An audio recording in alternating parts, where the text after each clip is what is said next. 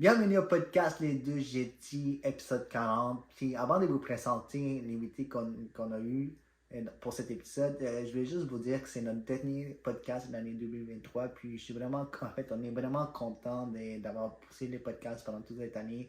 On est rendu à 40 épisodes. Je pense qu'on a fait au moins une vingtaine cette année. Puis c'était un de nos objectifs d'être plus constant et on l'a fait. On est quand même sur la chaîne principale, on est quand même rendu up-to-date sur YouTube, puis on travaille sur les clips, ça s'en vient. Puis je pense qu'on n'a pas encore réglé le problème des Apple Podcasts. Ouais, ça c'est autre chose. On va se rendre, là, on va se rendre. Soyez patient, mais on va aussi, dans les prochaines années, notre objectif, c'est d'avoir un studio et tout. Mais on continue à faire les podcasts, puis je veux vraiment vous remercier, ceux qui nous écoutent, ceux qui sont là, puis ceux qui likent nos vidéos, puis partagent ça ou laissent des commentaires. On n'a pas tellement une grande audience, mais on bâtit ça petit à petit. Puis cette année, c'était vraiment un de nos objectifs, comme je l'ai dit, c'était d'être constant. Puis on l'a fait, puis on pousse plus pour 2024. Fait que je vais laisser Kevin nous présenter vraiment l'invité qu'on a eu, qui est pour moi un des meilleurs. Puis tous les invités qu'on a eu, c'est très bon, mais j'étais vraiment surpris, je ne le connaissais pas. Habituellement, je les connais avant un petit peu, mais Lucas est cinéaste. Puis je vais laisser Kevin en parler un peu plus. Lucas Morin, c'est quelqu'un avec qui j'ai étudié pendant 2 ans. On a étudié au Cégep Édouard Montpetit. Moi en médias, lui en cinéma. C'est quelqu'un de très engagé, que ce soit au niveau de l'association étudiante où il a été notre trésorier, au niveau d'aider ses amis. C'est quelqu'un qui se porte toujours volontaire pour filmer des amis qui jouent de la musique, qui veulent tourner un film. Et au cours de son parcours, il a eu l'occasion de nous montrer 4 films au moins, dont certains ont remporté des prix dans différents concours. Le prix Kino, le coup de cœur à l'intercollégial de cinéma et beaucoup d'autres. Vous allez avoir l'occasion d'entendre une partie de son histoire et puis j'espère que vous allez apprécier ça. Laissez-nous savoir. Exactement. Bonjour et bienvenue à cet épisode des Deux Yetis. Je suis Kevin Caboret avec Hugo Prince et Lucas Lacatamarin. Et aujourd'hui, on va faire une overview de l'année 2023 avec notre invité spécial, un cinéaste très prometteur qui va nous partager ses films, ses coups de cœur, sa carrière et pourquoi pas quelques conseils pour des cinéastes qui prévoient faire quelque chose de similaire. Fait que bienvenue au podcast, Lucas. C'est notre dernier podcast de l'année. Puis comme je l'ai dit tantôt, on finit en beauté. On finit avec Lucas. Lucas, en fait, t'es un ami de Kevin. Puis comme il a mentionné, t'es cinéaste. Comment t'as commencé ça, en fait? Pourquoi est-ce que t'étudies en communication, c'est ça, au cégep? Ouais, dans le fond, communication, profil cinéma. Ouais. J'ai commencé en secondaire 5, en fait, durant un projet personnel au PI. Okay. Puis il fallait faire comme un gros projet personnel pour la fin de l'année, puis ça valait quand même pas pire, grosse partie de notre note. Puis, c'était durant la pandémie, c'était durant 2020. Fait que j'ai décidé de juste comme inventer une histoire, puis écrire de quoi, puis juste pour comme le fun. Puis après ça, j'ai demandé à mes amis s'il y en avait certains qui voulaient comme jouer dedans, vraiment. Puis, c'était comme tout le monde a dit oui. Puis okay. on a comme commencé à filmer ça, qui est comme le vélo possédé, mon premier projet que j'ai un peu fait. Ouais. Puis, avec ça, c'est après ça que ça a tourné dans mon projet personnel. Puis après ça, j'ai comme commencé à le montrer à toute ma classe et tout. Mais j'ai tellement eu de fun à faire ça, puis à filmer avec des amis. Puis ça m'a comme vraiment donné envie de comme continuer là-dedans un peu. Ouais. Fait que j'ai dit, pourquoi pas essayer à Édouard après, parce que c'est vraiment le sujet le proche de chez moi, puis je savais que le problème était quand même pertinent. Fait que, j'ai essayé. Puis après ça, j'ai de plus en plus aimé ça. J'ai décidé d'acheter ma propre caméra. J'ai commencé à filmer un petit peu plus de mes choses. Puis après ça, on est là maintenant après. Ça commençait en secondaire 5, mais avant ça, t'avais-tu, genre plus jeune, t'aimais-tu regarder des films? T'avais-tu genre un œil sur ça, comme le cinéma et tout ça? Ouais, ben dans le fond, ma mère travaille à la SEDEC. Ok. Elle était déjà un peu, j'avais comme déjà un peu de ça dans mon sang. Puis mon père a déjà été sur des tournages.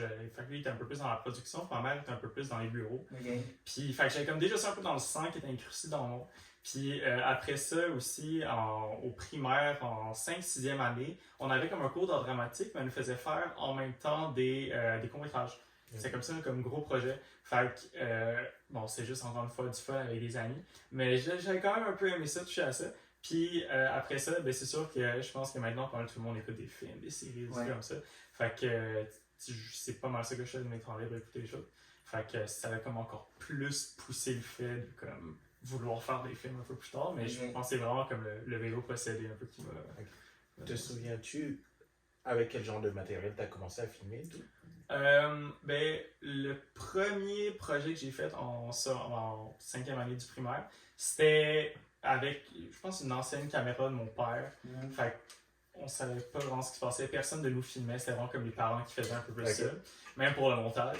Puis après ça, quand j'ai fait le vélo possédé, j'ai emprunté la caméra familiale d'une de mes amies. Puis encore une fois, je savais absolument pas comment l'utiliser. Puis même à ce jour, je sais pas dans quel mode elle était. Je sais pas si c'était manuel, automatique ou rien. Fait que je faisais vraiment juste la poser.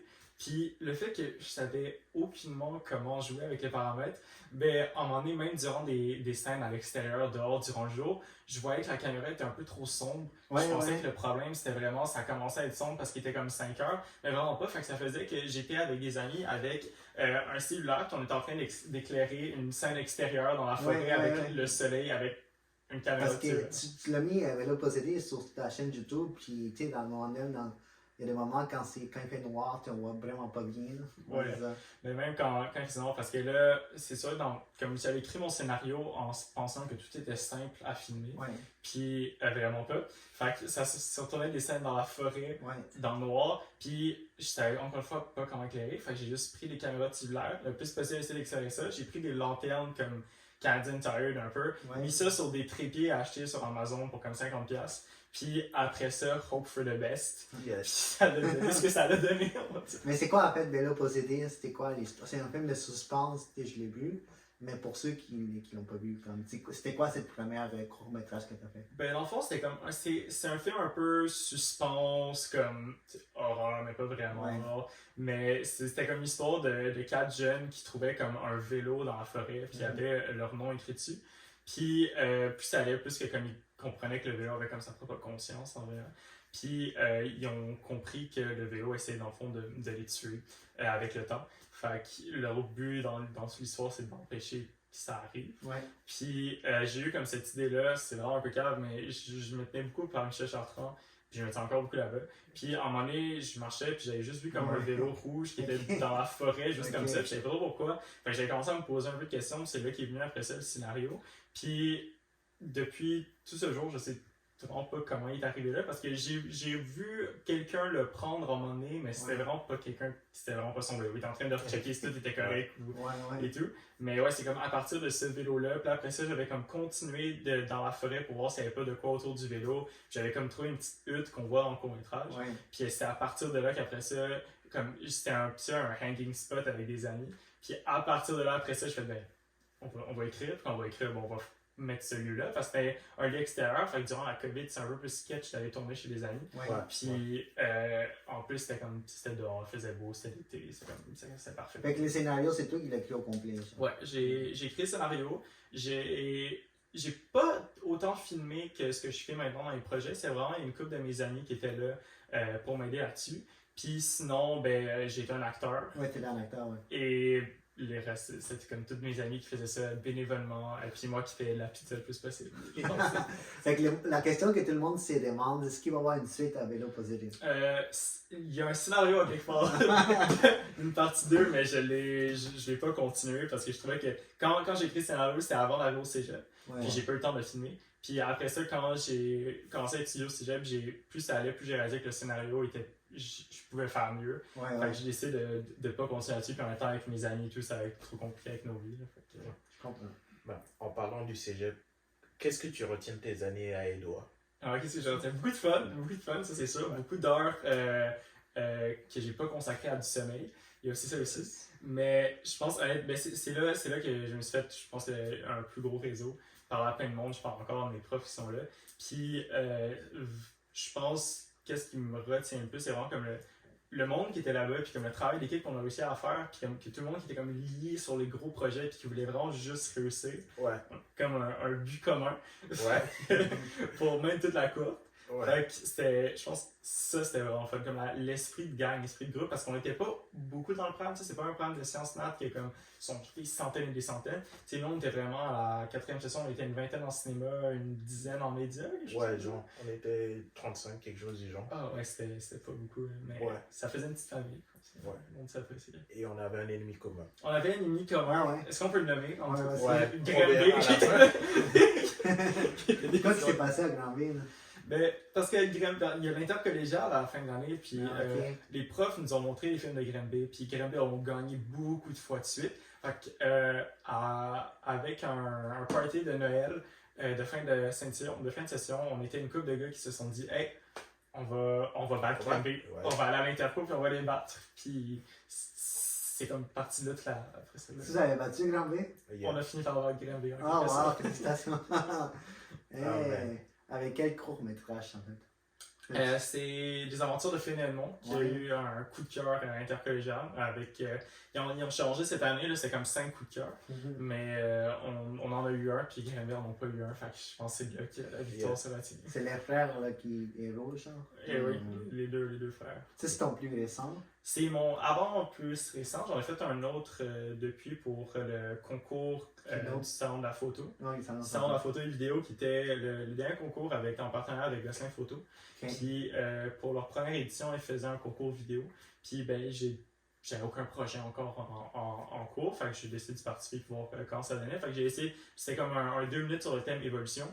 Fait que après beaucoup d'heures d'écriture puis de penser un peu, j'ai eu un scénario qui était quand même solide, plus potable quand même que d'autres que j'avais fait avant. Ouais. Puis après ça, j'ai tourné avec l'aide de Guillaume Bolduc, qui est comme mon acteur qui est resté après pas mal pendant 3 courts-métrages d'affilée, qui m'a aidé.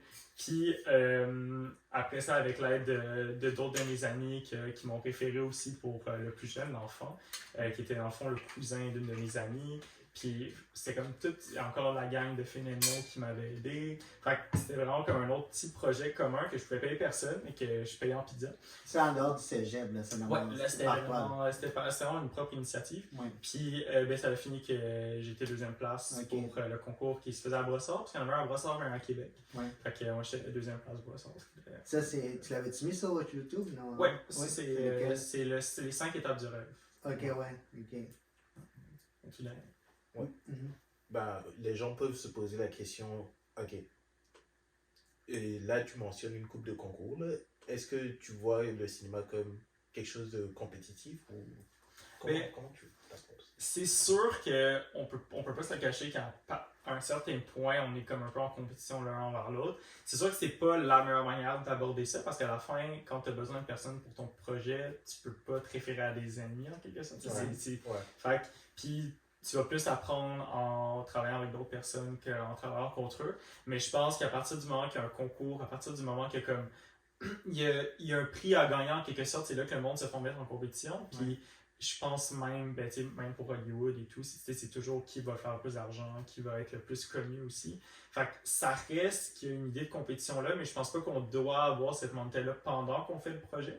Mais ça aide des fois un petit peu à pousser, savoir que d'autres personnes qui essayent beaucoup. Fait que toi, tu dois essayer encore plus, puis tu dois te donner encore plus. Mais tu sais, par rapport à ça, en plus, c'est une reconnaissance, mais ça veut pas dire que le 2e et le 3e film sont pas bons. Non, c'est ça.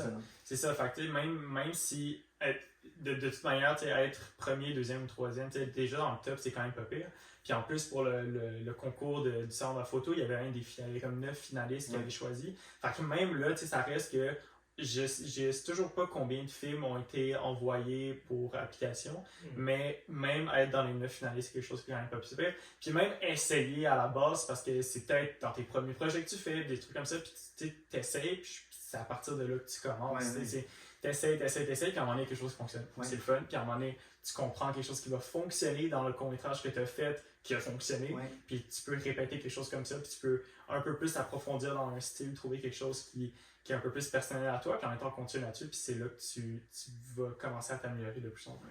Mais tu par rapport à rester dans le sujet des prix, quand tu regardes un film qui gagne l'Oscar, tu peux regarder ces films-là puis pas l'aimer. Ouais. Parce que les films sont. Les gens vont voir des films de différentes façons.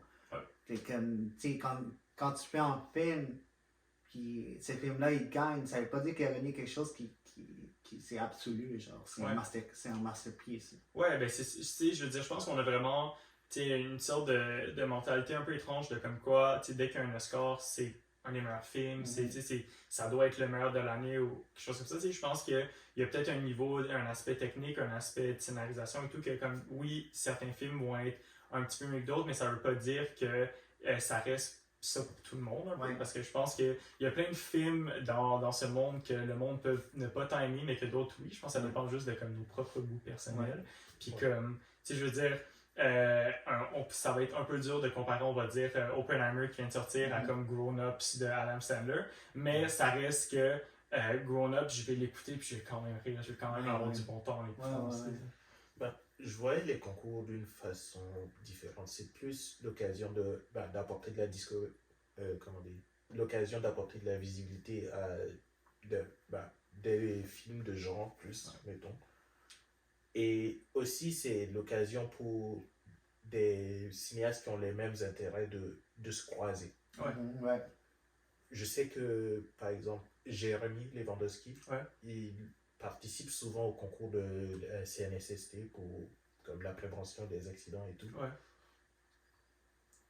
Je sais que c'est un événement qui est présent dans son agenda. Ouais.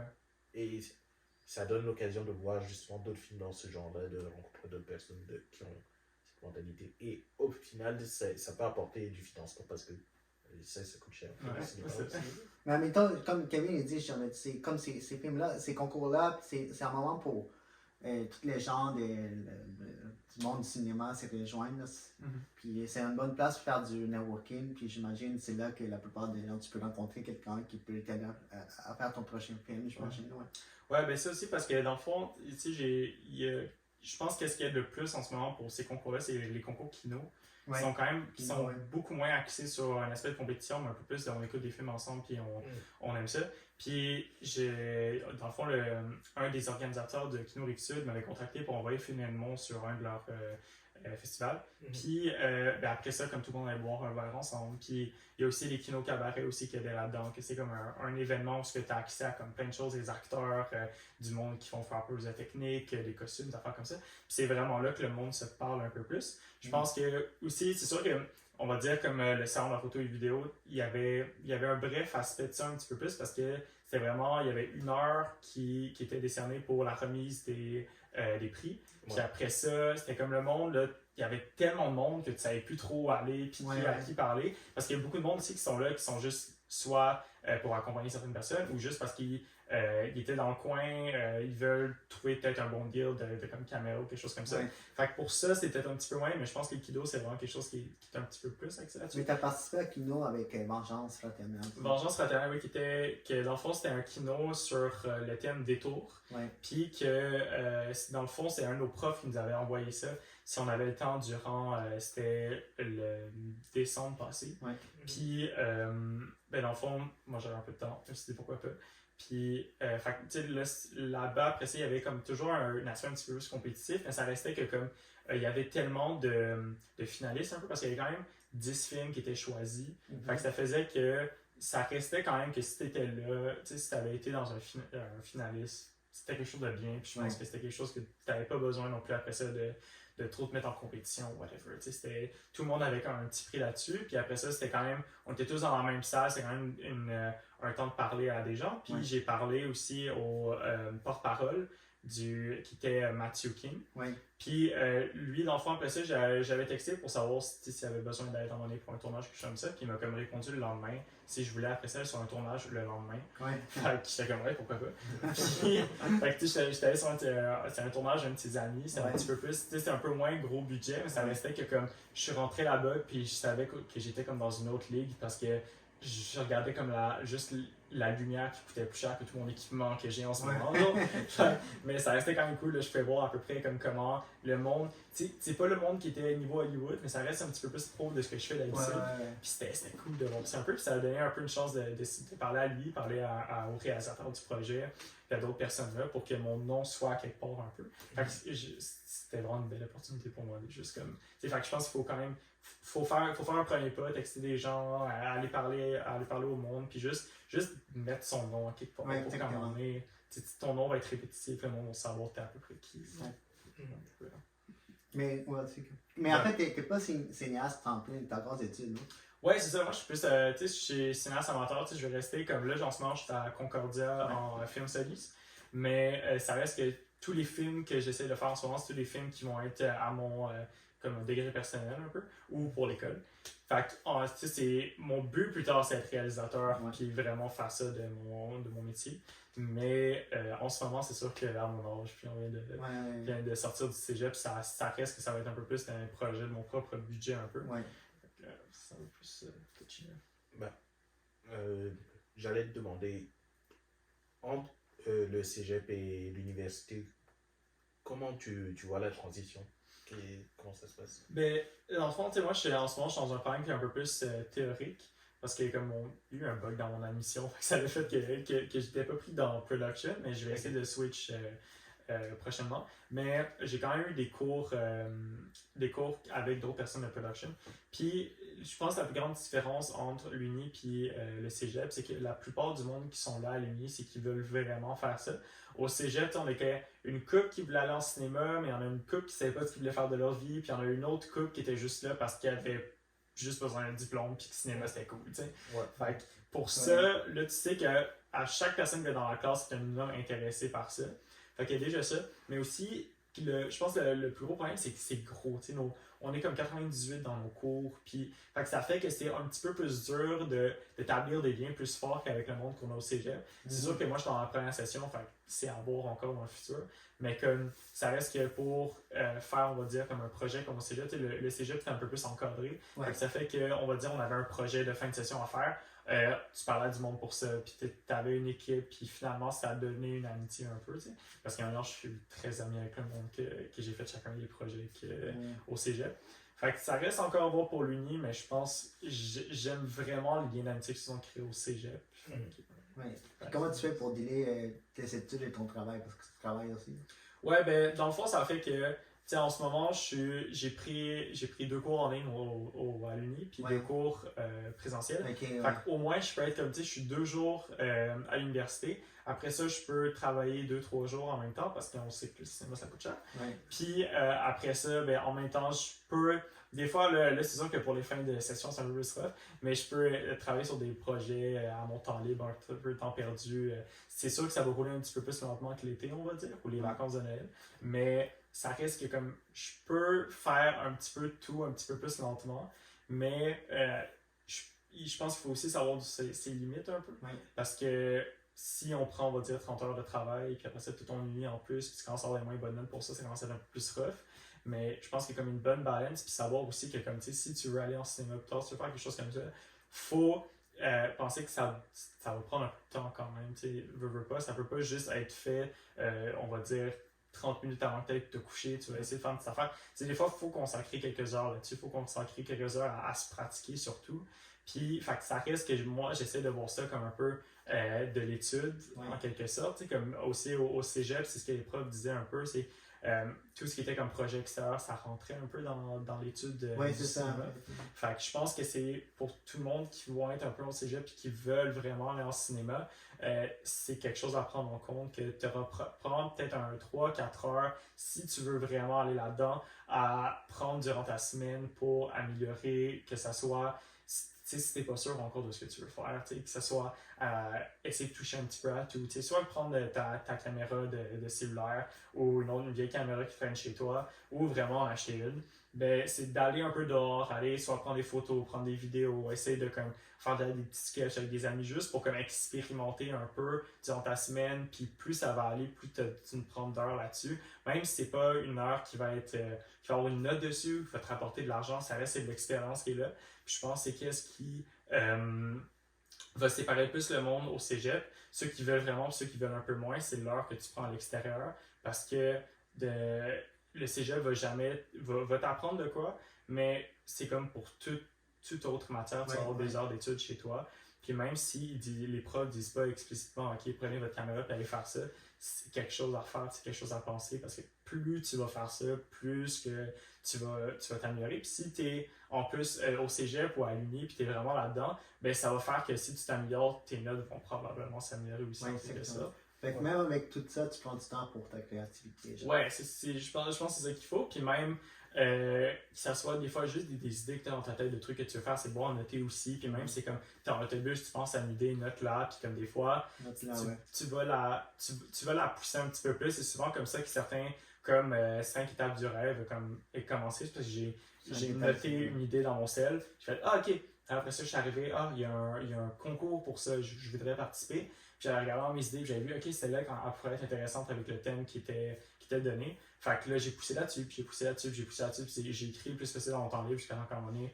Je savais que l'idée était forte, j'ai fait un scénario, puis j'ai commencé à filmer. Fait que aussi, cette petite affaire-là, des fois, ça va te prendre quelques petites minutes durant ta journée de juste écrire de quoi, penser à quoi. Puis même si c'est comme une idée, tu sais, ça n'a pas besoin d'être une grosse idée, ça n'a pas besoin de tout être fondé, mais que ça soit une idée que ça soit même une réplique, un personnage, une action ou une situation, comme t'es dans l'autobus, puis moi j'ai une des idées dans mon seul, c'est le backstory de la RTL, tu sais. C'est juste de quoi même, de comme, tu sais, ok, qu'est-ce qui pourrait se passer si tu t'en vas dans le bus, tu finis dans le backstory de comme les longueurs de bus, qu'est-ce qui arrive, tu sais. Juste des petites affaires de même, des fois dans la vie de tous les jours, qu'au pire, sinon, si cette idée-là va mener à rien, peut-être qu'elle va donner une idée pour une autre idée. C'est toujours comme un processus créatif constant. Et j'ai l'impression que toi, tu prends vraiment tes idées dans ton mode de vie, genre comme vélo posé, t'es juste passé à côté dans le vélo, dans la forêt, puis t'es parti de là, puis maintenant t'es... Ouais, ben tu sais, il y a beaucoup de ça, puis je pense que mon cerveau est vraiment rempli de plein d'idées comme ça. Puis c'est vraiment, parce qu'en même temps, tu sais, souvent qu'est-ce qu'on dit un peu pour écrire des affaires, c'est plus que t'es personnel, plus que t'es universel, en quelque sorte. Fait que ça fait que, tu sais, si tu prends ça de ta vie quotidienne, en même temps, tu vas probablement mieux écrire là-dessus, parce que c'est quelque chose qui est proche de toi, c'est quelque chose qui t'appartient en quelque sorte. Fait que ça fait que quand tu vas développer cette idée-là, tu vas regarder autour de toi, tu vas regarder qu'est-ce qui est faisable avec cette idée-là, puis la pousser encore plus, puis en plus, il va y avoir comme une sorte de feeling de passion un peu que tu vas mettre là-dessus, parce que c'est quelque chose qui est si proche de toi. Avant de parler de cinéma plus contemporain, je voulais mentionner que durant notre passage à Édouard, tu t'es aussi impliqué dans l'association étudiante et tu as même choisi un modèle de caméra et des stabilisateurs qui sont disponibles pour les futurs étudiants. Veux-tu nous parler un peu de comment ça s'est passé, comment tu vois, l'implication dans la vie étudiante en dehors des cours? Ouais, ben dans le fond, c'est mon bon ami Xavier Stevens qui m'a amené dans l'association. Puis c'était quand même très cool parce que là, c'est souvent le monde qui va être dans l'asso, c'est le monde qui va être le plus impliqué, puis le plus impliqué dans leur programme aussi. Fait que ça fait que tu vas parler à du monde qui va avoir de la passion là-dedans, puis c'est quand même le fun. Puis, tu sais, moi, j'ai été trésorier pendant une session pour l'asso. Puis ben, j'avais fait le budget de ça, puis en même temps, ça m'a permis un peu de tout savoir qu'est-ce qui coûte quoi, qu'est-ce qui est bien, qu'est-ce qui est un peu moins bien en termes d'équipement. Puis ça a fait que c'était quand même cool parce qu'après ça, le monde venait me parler, je peux avoir des discussions avec eux de comme ok, ben, tu devrais peut-être acheter ça, peut-être un peu moins ça, ok, je pense que tu es prêt pour ça. Puis avec ça, c'est comme d'autres discussions qui mènent à d'autres discussions, puis tu parles, on avait un local d'assaut, puis là-dedans, tout le monde ferait se parler, tout le monde avait du fun un peu ensemble. C'est un bon moyen un peu de se créer des contacts parce que le 3/4 les premiers projets que tu fais en général, c'est avec le monde que tu connais. Puis ben, après ça, avec une asso complète de personnes que tu peux connaître à la fin, ben, tu te fais connaître en même temps, puis c'est bon. Puis c'est du monde qui peut t'aider pour tes projets. Mais j'ai l'impression que le cégep, c'est très important pour ceux qui veulent débuter dans le cinéma, là, on dirait ici. Là. Ouais, c'est ça, tu sais, c'est pas. Il y en a qui commencent à l'uni, mais je pense que c'est un step de plus si tu commences au cégep. Ouais. Parce que justement, tu commences plus tôt, tu parles déjà à du monde, puis cégep, c'est un petit peu encadré au moins que pour certains travaux d'équipe vont être obligatoires. Oui. Fait que ça fait que si c'est obligatoire, ben le monde, tu dois parler à du monde, tu sais, ça te pousse un petit peu plus. Puis après ça, tu réalises à quel point ben, c'est vraiment le fun, genre, tu sais, avoir ces travaux-là. Fait que je pense que ouais, le cégep, si t'es pour aller en cinéma ou tu penses aller en cégep, c'est vraiment un bon endroit pour commencer. Ben, une des réalisations que j'ai observé au cégep, c'était aussi le côté ben, plus difficile du travail d'équipe. Des fois, tu as l'impression que tout le monde veut être réalisateur. Ouais. Comment toi tu l'as vécu? Ben, dans le fond, j'ai vécu avec. J'ai commencé ma deuxième session avec un projet qui s'appelle Mise en Rue, qui est aussi sur ma chaîne YouTube. C'est comme un petit projet qu'on faisait avec le monde de théâtre. Puis c'est là que j'avais connu deux amis qui ont commencé, Sébastien et Laurence. Okay. Puis après ça, ben, avec eux, c'est sûr qu'on commençait tous un peu, fait qu'on se pitchait plein d'idées, puis ça menait à de quoi. Puis c'est à partir de là que j'ai commencé aussi à un peu plus à prendre au sérieux. Puis ça a fait que après ça, il y avait la session 3, c'est un projet documentaire, puis c'est Penser la source. Ça, ce documentaire-là, il y a quand même beaucoup de moi de manière en termes de production un peu, puis ça a fait que j'étais probablement la tête la plus dure du groupe. Fait qu'il y a ça qui mène avec, en général, tu vas savoir qui est un peu plus réalisateur parce que les idées ne se lâchent pas, mais les autres ne laissaient pas totalement leur place non plus, fait que ça faisait qu'il y avait beaucoup de bandes d'idées de comme, ok, moi je pense qu'on fait ça, ok, non, on fait pas ça, ok, on fait ça, non, ok, c'est pas une bonne idée. Puis il y a beaucoup en moment donné de comme, faut se rallier à une cause, sinon ça part en couille un peu, puis comme, tu sais, une idée peut mener à une autre, puis mener à une autre, puis mener à une autre, puis des fois tout le monde a comme plein d'idées, puis à la fin il faut vraiment savoir c'est quoi notre centre, qu'est-ce qu'on veut parler de, puis quelle idée va mieux mener à ça. Fait que ça fait que comme il y a une couple de fois que je peux dire des idées puis que je pensais qu'elles étaient vraiment bonnes, mais que pour le sujet, pour le truc, c'était pas tant bon. Fait qu'à un moment donné, il faut savoir un petit peu comme laisser la place. Puis des fois, même laisser un peu de temps, si tu te pognes avec quelqu'un de ton équipe, laisse-toi un petit 2 minutes, chill un peu parce que après ça, tout le monde a comme le même but un peu de comme faire un bon projet ou avoir une bonne note. Fait que des fois, c'est comme, faut savoir laisser sa place, mais en même temps, il faut savoir aussi pousser ses idées comme une sorte de balance-là à faire parce que ça reste qu'à la fin du projet, tu veux pouvoir dire que c'était aussi ton projet puis pas juste le projet de quelqu'un d'autre. Fait qu'il y a vraiment ça, puis en même temps, il faut dire aussi que c'est pas professionnel non plus. Fait que même s'il y a des petits hicks des fois, de temps à autre, c'est pas dramatique. C'est pas comme si tu allais perdre des milliers de dollars à cause de ce hic-là. Tu vas prendre juste perdre un peu de temps ou un peu d'heures de sommeil. Puis tu vas beaucoup d'heures de sommeil. Ou beaucoup d'heures de sommeil, ça dépend. Mais c'est bien que tu aies ces pensées-là parce qu'il y a beaucoup de réalisateurs qui ont des gros égos. Ouais, ben c'est sûr que je suis pas quelqu'un non plus qui va laisser. J'ai une grosse tête. Non, mais en même temps, j'ai une grosse tête dure. Okay. Fait comme ça reste que je veux qu'on me dépousse, puis des fois ça peut gosser du monde, je sais. Ouais. Puis j'essaye un peu en même temps de comme l'être un peu moins. C'est pour ça qu'en même temps, souvent j'ai commencé un projet, puis je vais écrire de quoi, après ça je vais parler à d'autres personnes parce que je sais que c'est mon idée qui va être un peu plus poussée, mais je sais qui aussi aller parler pour me donner du feedback pour ces idées-là. Puis du feedback que je sais qui va être pertinent, c'est pas juste quelqu'un qui se dit ah ouais c'est bon, mais d'autres personnes qui vont venir challenger un peu mes idées. Puis ça prend ça aussi, même si t'as la tête dure, puis même si comme tu veux vraiment que ton idée soit faite, des fois ça prend quelqu'un qui dit ouais non moi aussi j'ai une tête dure, puis check cette idée-là aussi est bonne, puis ça peut se faire aussi. Fait que il y a un peu de ça qui joue, mais faut des fois ça, laisser un peu de place, laisser un peu de temps pour ça. C'est quoi tes films préférés 2023? 2023, ça, j'en ai pas tant écouté cette année, je pense pas que c'est l'année la plus marquante pour les films, mais je veux dire, il y a quand même eu la grosse bataille de Barbie et Oppenheimer. Ça, je pense pas qu'on peut passer à côté. Puis on a tout à l'heure vu les deux ensemble en même journée. C'était une grosse journée. Tu les as pas vus ensemble? On les a vus ensemble. Ah oui, c'était ensemble. Puis je pense, là, ça reste que... Parce que tu portes ton chandail. En plus. Survie encore. J'aurais dû le faire en noir, mais on l'a pas dit. Il est encore là. L'avais-tu déjà montré? Ah ouais. Non, t'étais pas dans la caméra. avec Henri On mettra une image. Mais c'est juste là. Ouais, C'est c'est là. Ça me fait vraiment bien. Mais en même temps, cette année, c'était plus focusé sur les grèves qu'il y a eu à Hollywood qu'autre chose. Là. Il y a eu beaucoup de ça, fait que ça l'a bloqué un peu. Mais je pense que je vais dire, c'est pour mon film préféré. Je pense, probablement que le film qu'en cinéma, j'ai eu plus de fun à regarder, je voudrais dire que c'est Barbie. Ouais, Tu sais, je veux dire, avec les danses, avec les musiques, puis je pense pas que Ryan Gosling passait inaperçu non plus. Fait que je pense pour ça, mais définitivement, celui qui m'a vraiment le plus marqué, c'est Oppenheimer entre les deux, par le fait que comme ça reste que c'est très très très bien fait, niveau du scénario, niveau même, de la production totale. Puis malgré le fait que c'est quand même un long film, c'est quand même un film un peu plus lourd, puis non, on l'a écouté vraiment plus tard aussi. Ouais, c'est 3 heures. Il y en a qui n'ont pas aimé ça. Ah ouais, non, mais perso, c'est quand même un film que malgré le fait que ça bougeait pas autant que Barbie, ça m'a quand même captivé. Je trouve que ce qui était très intéressant aussi du film, c'est que tu savais exactement ce qui allait arriver.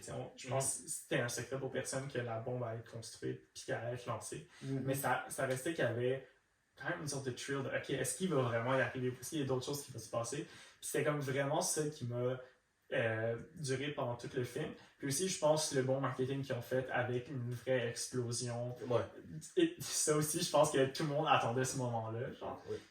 Juste avant d'aller voir le film, j'étais comme, ok, on va suivre une histoire, ça va s'arrêter quand la bombe explose. Après, le gars, il va se faire bâcher jusqu'à la fin. Ouais. Mais quand tu suis le film, l'explosion de la bombe, c'est peut-être le premier tiers du film. Ouais, après, ça prend du temps après. Fait que je pense qu'on dirait que le film s'appelle Oppenheimer aussi. Fait que je pense que c'est un petit peu plus aussi sur la mentalité puis le côté un peu plus psychique du Dr. Oppenheimer. Je pense que c'est ça qui était aussi le fun, c'est vraiment de comme on pouvait se plonger vraiment dans son personnage puis comme savoir exactement un peu ce qui se passait un peu plus dans sa vie personnelle, puis voir après ça les impacts mentaux qu'il y a eu sur Oppenheimer. Je pense que c'est vraiment ça qui était le fun puis qui était là à continuer, parce que sinon je pense vraiment que le film s'appellerait juste comme la bombe. Tu sais, comme il y a de quoi de même. Mais je pense vraiment que le fait qu'ils sont allés vers la psychique du personnage, c'est ça qui était cool, c'est ça qui était fun. Mais en fait, qu'est-ce que tu penses du marketing? Parce que c'est un marketing qu'on n'avait jamais vraiment vu à Hollywood, c'est parti des memes. Habituellement, c'est les studios qui doivent chercher à faire le marketing puis à trouver les idées. Puis là, c'est vraiment parti des réseaux sociaux, puis ça s'est transformé. Même que les studios voulaient repousser soit Barbie, Oppenheimer, ils ne voulaient pas les mettre à la même date, puis à la fin, ils ont juste décidé de les mettre ensemble. Et je ne sais pas si on utilisait à 100% la thématique parce que je pense pas que les studios prennent encore en considération sérieusement les memes sur les réseaux sociaux. Ils ont justement vu ça passer, mais ils n'ont pas vraiment focusé sur ça. Mais là, maintenant qu'ils ont vu que ça marche, j'ai l'impression qu'ils vont sûrement essayer. Parce que ça, c'est pas quelque chose qui est venu, c'est venu naturellement, puis j'ai l'impression qu'ils vont essayer de le faire, mais je pense pas qu'ils vont réussir, parce que quand tu essaies quelque chose, ça ne vient pas naturel, ça marche pas. Mais qu'est-ce que tu penses de cette nouvelle façon de faire, comme que ça vient des réseaux sociaux, ça vient des gens, ça vient pas des studios, les marketing? Ben, je pense que c'est quand même bien, parce que des fois aussi, tu sais même d'avance à peu près ce que le monde va penser. Tu n'as pas besoin vraiment de t'en voir les critiques, parce que tu sais à peu près la population générale, qu'est-ce qu'elle pense, même avec des memes comme ça, puis leur expectation sur le film. Puis je pense qu'il y a quelque chose de bien que ça vienne de la population. En même temps, c'est sûr que les memes qu'on va voir des fois, ça va pas être les affaires qui vont pousser le plus loin non plus en termes de marketing. Tu sais, je pense pas que ça va battre une bande-annonce, quelque chose comme ça. Mais je pense que c'est bien que ça soit... C'est comme un peu tout le monde qui va poster des trucs là-dessus, puis c'est comme... Tu peux déjà voir, tu peux déjà chercher les informations juste à partir d'Instagram, de comme le film au complet, tu sais, qu'est-ce qui va se passer à peu près, qu'est-ce que le monde pense, les critiques qui sortent, puis c'est comme plein de memes avec ça, qu'à un moment donné, en même temps, ça devient encore plus comme, c'est encore plus d'informations qui rentrent qu'une simple bande-annonce, puis en même temps aussi, c'est quelque chose qui est un peu plus drôle des fois à regarder. Je pense que c'est de quoi aussi qui est cool, qui est nice à voir, de comme, à la place de juste, ok, tu vois une bande-annonce, tu vois quelques posters, c'est fini là. Là, tu vois comme d'autres images, tu vois des trucs drôles, puis tu vois, puis ça te donne un peu plus envie de comme, ok, pour le meme, je vais aller le voir. Comme beaucoup, je pense, ont fait pour voir les deux films la même journée. Je pense que c'est parti aussi de là. Mais en fait, ça, c'est tellement différent, parce que les studios, ils ont vu que c'était drôle, c'était nice de voir les deux en même temps, mais Ouais. c'est la première fois que ça génère tellement d'argent. C'est un phénomène, puis c'est là qu'ils le prennent au sérieux. Ça. Ok, ça nous fait de l'argent cette affaire-là. Fait que là, il faut prendre au sérieux ces sortes d'énigmes. Ouais. En fait, il y a deux aspects. Pour Barbie, le film, c'est un mime. Là. Genre, Ouais. c'était comme. Ils jouaient là-dessus et quand ils ont commencé à avoir l'engouement et tout, je pense que le budget marketing de Barbie, c'était genre 350 millions. Fait que eux, ils ont joué la carte. Au début, c'était plus l'équipe de Oppenheimer qui était comme. Ben, ils n'ont pas vraiment fait de publicité basée sur Barbenheimer, vraiment. Là. Et puis, Mais Barbie, ils l'ont fait vers la fin, en fait, quand c'est sorti. Ils ont pas vraiment... Parce que Barbie, il y avait déjà leur propre marketing de Barbie, c'est le brand Barbie. Tu voyais la première mondiale, puis c'est tous habillés en couleur rose et tout. Fait ils avaient déjà leur thématique, mais ils n'ont jamais vraiment poussé genre, ok, Barbie, Oppenheimer. C'est juste vers la fin, quand les acteurs, les actrices ont commencé à se mettre des photos sur les réseaux sociaux, qui ont regardé, on a regardé Barbie, Oppenheimer. Fait que c'est là qu'ils ont commencé à jouer, mais c'est parce que tu sais, ça n'a jamais généré de l'argent, ces affaires-là. Cette fois-ci, Barbie a vraiment sauté la banque, puis Oppenheimer il a été profitable, puis ils ont dit, mais là, ça fait de l'argent. Quand Hollywood, quand ça fait de l'argent, c'est là qu'il allume l'argent. Ouais. Mais tu sais, moi, j'ai vraiment aimé Barbie pour de vrai, là. J'ai vraiment aimé tu sais, j'étais surpris. Parce que moi, j'avais comment pas vraiment des expectations là, sur Barbie. J'étais comme, ça va être le fun, mais j'ai vraiment aimé ça. Mais en même temps, parce qu'au début, j'avais vraiment de la misère à rentrer dans le film parce qu'on avait sorti d'Oppenheimer, 3 sœurs, genre. Puis là, tu sais, c'est vraiment bleak, Oppenheimer, c'est genre désastre et tout le monde. Puis là, t'arrives dans Barbie, puis là, t'es comme, c'est coloré, puis j'avais pas encore, mes pensées étaient pas encore sur Barbie, ça m'a pris genre une demi-heure avant de rentrer dans le film, mais j'ai vraiment aimé, c'était comme. Parce que si tu le fais en même temps, puis tout de suite après, là, t'as encore l'autre film à la tête, c'est difficile de déconnecter, mais j'ai vraiment aimé, comme, vraiment, c'était un phénomène.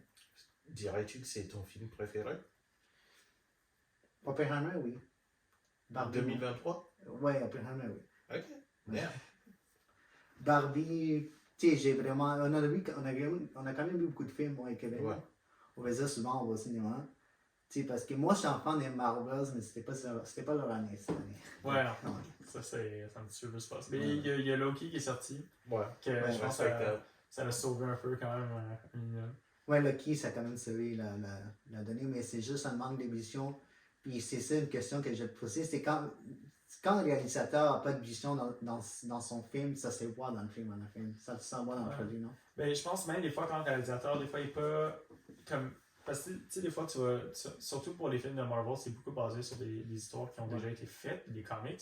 Puis je pense que si. Des fois, on dirait que ça paraît à peu près que la personne n'a pas, le réalisateur ou la production n'a pas lu ces comics-là. Puis il y a beaucoup du monde qui écoute ça, que c'est pour les BD qui ont été faites avant. Fait que je pense que comme. Tu sais, des fois, ça va se voir, tu sais, c'est sûr que ça dépend c'est qui. Mais des fois, pour les films de Marvel comme ça peut se voir quand quelqu'un a eu plus de cœur dans le projet, quelqu'un a un peu plus mis, puis un peu plus travaillé. Parce ben, je veux dire, ça dépend genre, tu sais, quel film de Marvel on va comparer là, mais je pense qu'on dirait que tous les nouveaux ont perdu un peu ce que les anciens avaient. Ouais, leur magie. Leur magie un peu, puis comme qu'il y avait beaucoup d'anciens, tu sais, qu'on pouvait voir quelques connotations aux comics. On peut encore en voir dans les nouveaux, mais vraiment pas autant de ce qu'on a eu comme avant. Je pense que comme, tu sais, on va dire le grand méchant c'était Kang, puis c'est ça qui était installé, puis là, ils sont plus sûrs de vouloir aller avec ça. C'est comme si... Ça se voit dans leur film. Ouais, c'est comme à un moment donné, c'est comme, est-ce que c'est mené à un point fixe comme les anciens étaient menés avant, tu sais? Parce que Thanos avait été introduit dans Avengers, tu sais, au tout début, dans les Gardiens de la Galaxie, puis là, tu sais, on le voyait de plus en plus jusqu'à temps qu'à un moment donné, tout le monde voulait le voir, puis là, la bande-annonce de Avengers Infinity War est sortie. Puis ça a pété des vues, des millions de vues pour la bande-annonce. Puis après ça, c'est là que après ça, Endgame était sorti. Puis ça continuait d'être. Ça menait vers quelque chose. Puis on dirait que maintenant, avec Loki qui vient de sortir, on n'est plus sûr ça mène à où. Genre, ça mène à où. C'est surtout ça qu'on dirait qu'il manque de comme. Les comics, ça menait à quelque part. Puis il y a des histoires à suivre là-dedans. Puis que là, maintenant, on dirait que les réalisateurs, ils font le film. Mais c'est comme si c'était pas pensé pour après. Mais en fait, là, ça vient plutôt d'un manque d'émission des studios. Même du studio. Ouais, des studios qui amènent. Tu sais, quand les studios n'ont plus de vision, parce que Marvel, c'est tellement centré sur les studios. Ouais. Fait que c'est toutes des idées viennent d'en haut. Fait que les réalisateurs, ils sont. On sait tous que les réalisateurs dans Marvel, ils n'ont pas vraiment de choix. Ils n'ont pas vraiment de créativité. Ils ne peuvent pas dire, je m'en vais là. C'est genre, on te donne ça, tu le fais. Genre, c'est vraiment les gars en haut qui. Kevin Feige qui tout. Fait que pour un petit en haut, le manque d'émission n'est pas là, ça va sentir dans les films. Mais même dans un réalisateur qui fait un film normal, s'il y a un manque d'émission dans son film, ça se voit dans le film aussi. Ouais, parce que je pense que ça reste que le réalisateur est quand même un des points centraux d'un film, tu sais, puis sans lui, c'est rough de continuer. Puis c'est comme là que, tu sais, s'il met pas de son 110%, le film va pas aller à 110% non plus. Ouais. Puis je pense que c'était un peu là, tu sais, même dans les travaux d'équipe au cégep qu'on avait fait, tu sais, pour les aventures de Finn Edmond, tout le monde s'est vraiment mis à 110% là-dessus. Tu sais, plus personne dormait dans les derniers jours. On était sur du 48 heures sans dormir à juste travailler là-dessus. Puis c'est comme ça qui nous a donné un peu le petit boost. Puis c'était un peu, tu sais, même sur les tournages, c'était comme ok, tu sais, il va toujours avoir dans les tournages, surtout film étudiant, comme de tu sais, c'est pas grave, on va régler ça plus tard, on va régler ça en post, genre, tu sais, faire un truc, puis comme, des fois c'est genre, tu sais, je sais pas moi, la lumière est pas totalement comme tu veux, tu sais, c'est pas plus grave, genre, ça va laisser ça, on va dire que c'est le style, puis les affaires de même, genre, des comme d'excuses que le monde donne, puis c'est là aussi que le monde va commencer à se différencier, tu sais, notre team, on n'avait pas vraiment d'excuses, c'était vraiment comme, si quelque chose n'était pas comme on le voulait, on va travailler jusqu'à temps que ça soit. Puis c'est autant sur le tournage que sur le montage. À un moment donné, je me souviens, on était sur comme 3-4 ordi différents à juste travailler sur les scènes. Puis après ça, on la regardait. Puis ok, non, c'était pas totalement. On va refaire ça, on va faire ça, on va faire ça. Ouais. Même si notre deadline était dans une semaine. Parce que c'est quand même drôle parce que le 3/4 des scènes qu'on a filmées de Finn Edmond, on l'a filmé en dedans de comme 4-5 jours. Parce que on s'était pris un peu en retard. Puis on était comme trop focusé à avoir tous les costumes, avoir tout ça. Fait que ça a pris un peu plus de temps. Puis après ça, il y avait aussi la disponibilité d'acteurs qui jouaient là-dedans. Puis, fait qu'on avait 4 jours avant de devoir avoir un bout à bout pour l'emmener à notre prof. Fait que ça avait fait que durant ces 4 jours-là, on s'est comme donné à fond. C'était vraiment, on avait un tournage le matin, on revenait, petite sieste si tu peux, tu manges un peu, puis là c'était comme, c'est montage. Ok, ça a l'air d'être bon, ça a l'air d'être pas pire. Ok, on continue. Ok, un autre tournage, montage. Ok, durant la nuit, un petit peu de dodo, ça dépendait pour qui. Puis après ça, on s'en va à un autre tournage le matin. Puis juste ce cycle perpétuel-là de ne pas abandonner, puis de continuer, puis de vraiment tout se donner. Parce qu'on aurait pu juste arriver sur le tournage, donner comme, je sais pas moi, ok, on est là pendant 2 heures, on a à peu près ce qu'on veut, on retourne, on fait un bout à bout bien simple. C'est pas parfait, mais bon, c'est pas grave.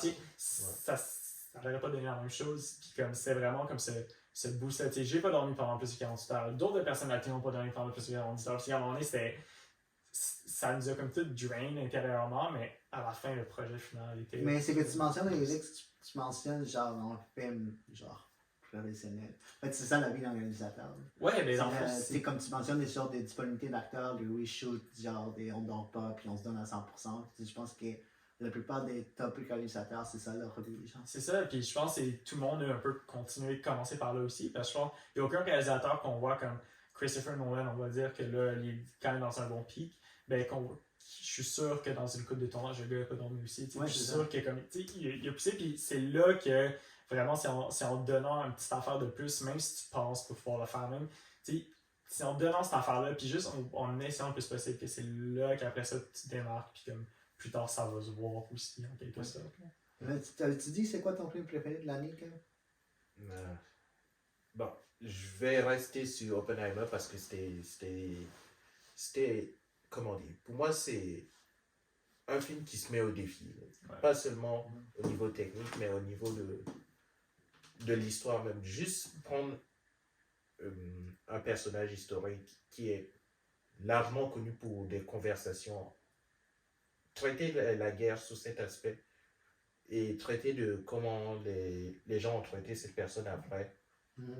C'est un gros défi. Genre, le pitch de Oppenheimer, ça attire pas les foules. Ouais, non, c'est clair. Mais ça a été très bien réalisé, ça a été amené avec style. Et j'ai beaucoup apprécié ça. Il y avait aussi. Comment ça s'appelle? Spider-Man? À cause de... Spider-Man, l'animation était pas bien. Ouais.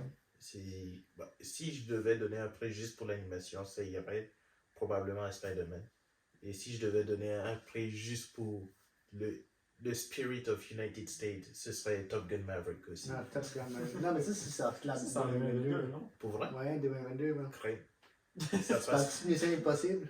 Ça, c'est sorti genre. Mission Impossible, j'attends de voir l'autre moitié. Là, c'est comme... Mais t'as vu celui qui est sorti, non? Ouais, Dead Reckoning. Ouais. Pour toi, c'était Barbie, tu dis? Moi, ben, je pense que le film que j'ai le plus, été comme, et qui m'a le plus amusé en cinéma, je pense que c'était Barbie. Celui que, par contre, on dirait que je pense que j'ai plus aimé en tant que comme personne de production, un peu, je pense que c'était Oppenheimer. Puis il y a beaucoup d'aspects, je trouve, dans le film, que comme, surtout au niveau du son aussi, qui était quand même très bien. Que comme, ça pourrait être étudié un peu plus tard. Je pense que Barbie, tu sais, beaucoup, tu sais, même si on va dire l'histoire n'était pas tant insane, même si ça avait flop un petit peu, je pense qu'avec tout le design, tous les costumes, ces affaires-là, c'est quand même un film que tu dis, ok, tu sais, c'est cool de le voir un peu, whatever. Mais Oppenheimer, c'est là vraiment que comme, tu sais, ça ne fait pas flop, genre, parce que ça flop, tu sais, même si, je sais pas moi, l'histoire, elle concorde pas tant totalement, tu sais, tout le reste va planter. Si l'histoire de Barbie concorde pas totalement, ça reste drôle, ça reste quelque chose de fun à voir. Ouais. Puis c'est un peu un no-brainer en quelque sorte, mais que genre Oppenheimer vraiment comme, tu sais, tout niveau du son, tout niveau de la technique, tout, c'est comme, il y avait quelque chose de vraiment bien à ça, puis il y a quelque chose qui, même étant des fois que je suis en cours, puis les mondes des films, ils nous donnent des exemples de plus vieux films qui sont sortis. Ouais. Des fois, je suis comme, yo, tu pourrais donner Oppenheimer sur certaines coupes de ces exemples-là. Puis j'ai hâte de voir plus tard, est-ce que vraiment comme. Parce qu'il y en a qui disaient, puis justement dans les mines, des fois que t'es sorti ou les posts sur Insta que je voyais que comme le monde était comme ça va être étudié plus tard en cinéma, ça va être étudié plus tard dans les films. J'ai hâte de voir, c'est vraiment, ça va le faire. Tu sais, en parlant de ça, est-ce qu'il y a des moments dans des films qui t'ont marqué? Tu sais, moi, quand j'étais plus jeune, il y a un film il y a un moment dans un film de Truman Show avec Jim Carrey. Surtout dans le moment quand il prend les bateaux puis il essaie de partir genre, pour s'échapper. Puis là, il arrive à la fin de la mer, tout ce qui est dans la mer. Puis le bateau, il cogne le mur. Puis là, tu te rends compte qu'il était vraiment dans un studio. Ça, c'était comme, j'étais wow. Puis là, tu vois vraiment la scène finale de Jim Carrey qui monte vers le mur pour le toucher. Puis là, il dit, genre, il le dit en anglais, il dit goodbye, quelque chose. Puis là, il part. Là, puis là tu vois, les gars, il dit non, don't go. Puis là, ça finit là. Ça m'a marqué parce que lui, il avait peur de la mer. Ouais. Il savait pas nager, je pense. Fait que de le voir qu'il avait réussi à traverser la mer, puis tu sais, les réalisateurs, là, celui qui mettait tout en scène, qui ressemblait à Steve Jobs. Puis là, il dit au gars, monte l'orage, parce que c'est lui qui comprenait ça. Ouais. Puis là, fais-le plus fort. Puis là, tu vois cette tension. Ouais. Puis là, tu vois quand il arrive vers la fin, t'es full content. Puis on dirait que c'est un moment de libération. C'est tellement bien acté, la fin de Jim Carrey, c'était comme. On ne donne pas assez de crédit, on pense que c'est genre comédien, mais il est tellement bon en acteur. Fait que pour moi, cette scène-là m'a tout le temps marqué. Est-ce qu'il y a une scène comme ça dans un film qui t'a marqué? Good. Ben, je veux dire, je pense que ça dépend on dirait qu'il y a plein de scènes qui vont m'avoir impacté d'une manière différente un peu. Tu sais, je veux dire, moi, un de mes films préférés all time va rester à cause de mon enfance, How to Train Your Dragon. Le dragon de DreamWorks. Je pense que ça reste que comme le moment dans le premier où Harold va avoir comme enfin genre son moment avec Rockmoo, puis on dirait que c'est comme le petit enfant en moi, puis c'est comme des certaines petites scènes comme ça, ou sinon, tu sais, ça paraît con, ok, mais tu sais, je suis quand même un fan de Marvel aussi, puis genre dans Avengers Endgame, quand Cap va prendre le marteau, quand Iron Man va snap, ça va comme, tu sais, pour le monde qui vont juste le regarder sans avoir le temps de tout regarder, ça va être comme un moment comme les autres, mais quand il y a snap, c'était comme vraiment toute sa carrière avant, puis c'est comme, tu retournes sur plusieurs années du personnage, plusieurs années que tu as vu le personnage, puis ça hit quand même pas pire. Puis je veux dire, bon, j'avais les larmes aux yeux, of course. C'était quand même. Puis comme, on dirait, des moments comme ça que je pense que c'est les moments forts en émotion. Peu importe c'est fait comment, on dirait que c'est comme les attachements qu'on a à certains trucs. Tu sais, parce que même si Avengers Endgame a fait le deuxième film qui a le plus de cash.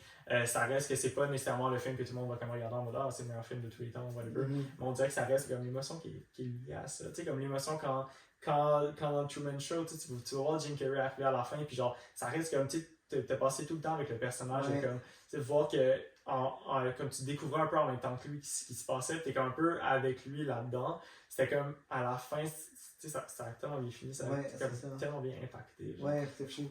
Fait que, on dirait que c'est comme n'importe quel film, genre, quand il y a un moment émotionnel là, tu sais, c'est comme, mais tu sais, je parle de How to Train Your Dragon 1, mais dans le 3 aussi, tu sais, c'est comme à la fin, ils se laissent ensemble, c'est comme si une partie de mon enfance partait avec ça en même temps, genre.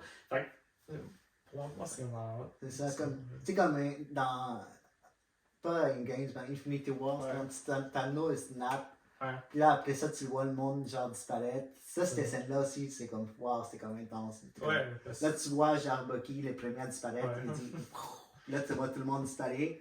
Là, c'est comme ça cherche les émotions. Là, je comprends pas pourquoi les gens disent que c'est pas du cinéma, quand ça, c'est du cinéma. Genre, je suis certain qu'il y a des gens, des grands réalisateurs qui peut-être qui n'aiment pas ce genre de film comme Martin Scorsese, puis ils vont dire que c'est pas du cinéma. Mais genre ces moments-là, quand il va chercher l'émotion dans une salle, parce que j'ai écouté sur YouTube, tu peux écouter vraiment les réactions des gens. J'ai vraiment écouté ça. Tu vois, des gens qui crient, qui pleurent. Puis tu le sens, il y a une émotion. Là. Ouais. Ouais, c'est du cinéma pareil. Là. Ouais, mais c'est la force d'un film. Je pense qu'un film va être un minimum bon si tu fais ressentir une certaine émotion, peu importe c'est laquelle, tu sais. Puis genre même, je me rappelle, moi j'allais voir Spider-Man No Way Home au cinéma, comme la première journée, vraiment, tu sais, bien réservé avec mon père. Puis le monde criait dans sa chanson. C'est le sens où on est en train de gueuler une vie tellement que. Puis, tu sais, c'était tellement beau à voir. Puis, quand même malgré le fait que, comme Spider-Man No Way Home n'est pas considéré le meilleur film de tous les temps, whatever, ça reste comme une émotion que comme tout le monde avait. Puis, c'est encore plus cool de comme le voir ensemble. Un peu ensemble. Là. Ben, tu sais, déjà, j'étais avec mon père, c'est cool, mais après ça, comme, t'as tout le monde derrière toi, t'as tout le monde à côté de toi qui crie, qui gueule, pis que comme.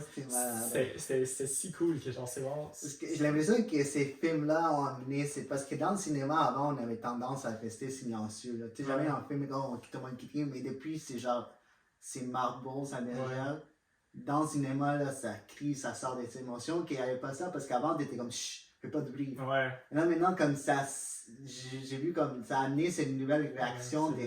On n'est pas juste assis, moi et quelqu'un d'autre, on est assis dans une place avec plein de gens. Puis, là, comme Avengers Endgame, c'est Infinity War, ils ont amené, c'est genre, oh wow! C'est ça. Puis ben, je pense que c'est ça qui est cool, malgré le fait que comme ça reste comme qu'on parle de recettes américaines un peu plus, qu'on va voir un peu plus souvent, ça reste que comme on dirait que avec ces années-là, justement, qui sont là, avec ces années-là de personnages, que comme, même si le film n'est pas considéré le meilleur, même si le film n'est pas comme, tu sais, Martin Scorsese qui considère pas ça du cinéma, ça reste quelque chose que l'on aime, ça reste quelque chose que, comme, on gather up tout le monde ensemble, puis on va avoir un bon temps, genre, puis je pense que c'est surtout ça à la fin, comme le cinéma, un peu, c'est vivre des émotions ensemble, un peu en quelque sorte, puis que comme, tu sais, si vraiment tu veux pas voir personne d'autre, puis sinon tu veux pas pouvoir parler personne d'autre, maintenant, tu peux écouter un film chez toi, alors tu sais, c'est comme...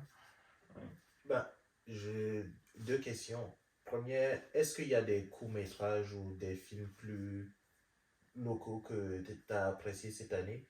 Et est-ce qu'il y a des films que tu anticipes pour l'année prochaine, que tu aimerais aller voir? En termes de films qui vont sortir au cinéma, ou en termes d'un peu plus local?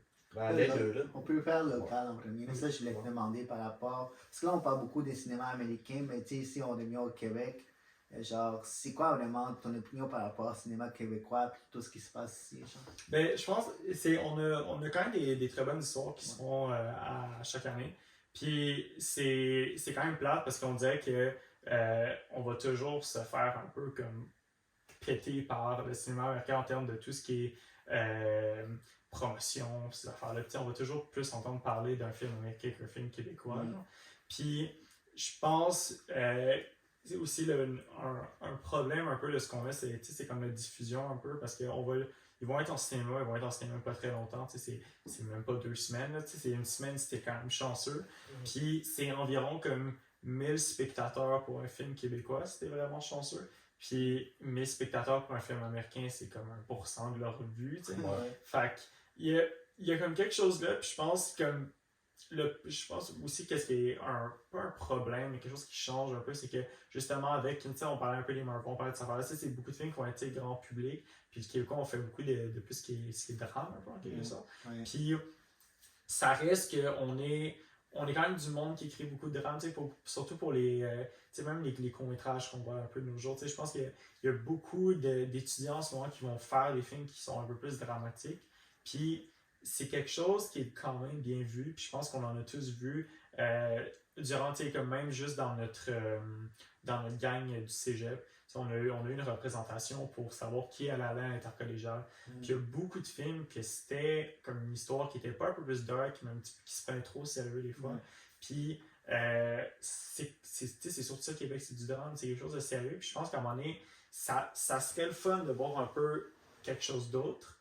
Puis comme on en voit un peu par-ci, par-là, de comme quelque chose qui est peut-être un petit peu plus light, un peu en quelque sorte, mais ça reste toujours dans le même style. Puis c'est quelque chose qui me pogne un peu en quelque sorte parce que je suis un peu moins un doute de drame. Je suis un peu plus quelqu'un qui va être science-fiction un peu. Qui va, il va toujours avoir un aspect qui n'est pas vraiment réel à notre réalité dans comme pas mal tous mes films. Ouais. Je veux dire, un vélo possédé. Je veux dire, les aventures de Finn et Mon, on parlait de comme Cowboy, Ninja, toutes ces affaires-là. Puis même les 5 étapes du rêve, ça reste un doute qui voyage dans le temps. Dans le temps, ouais.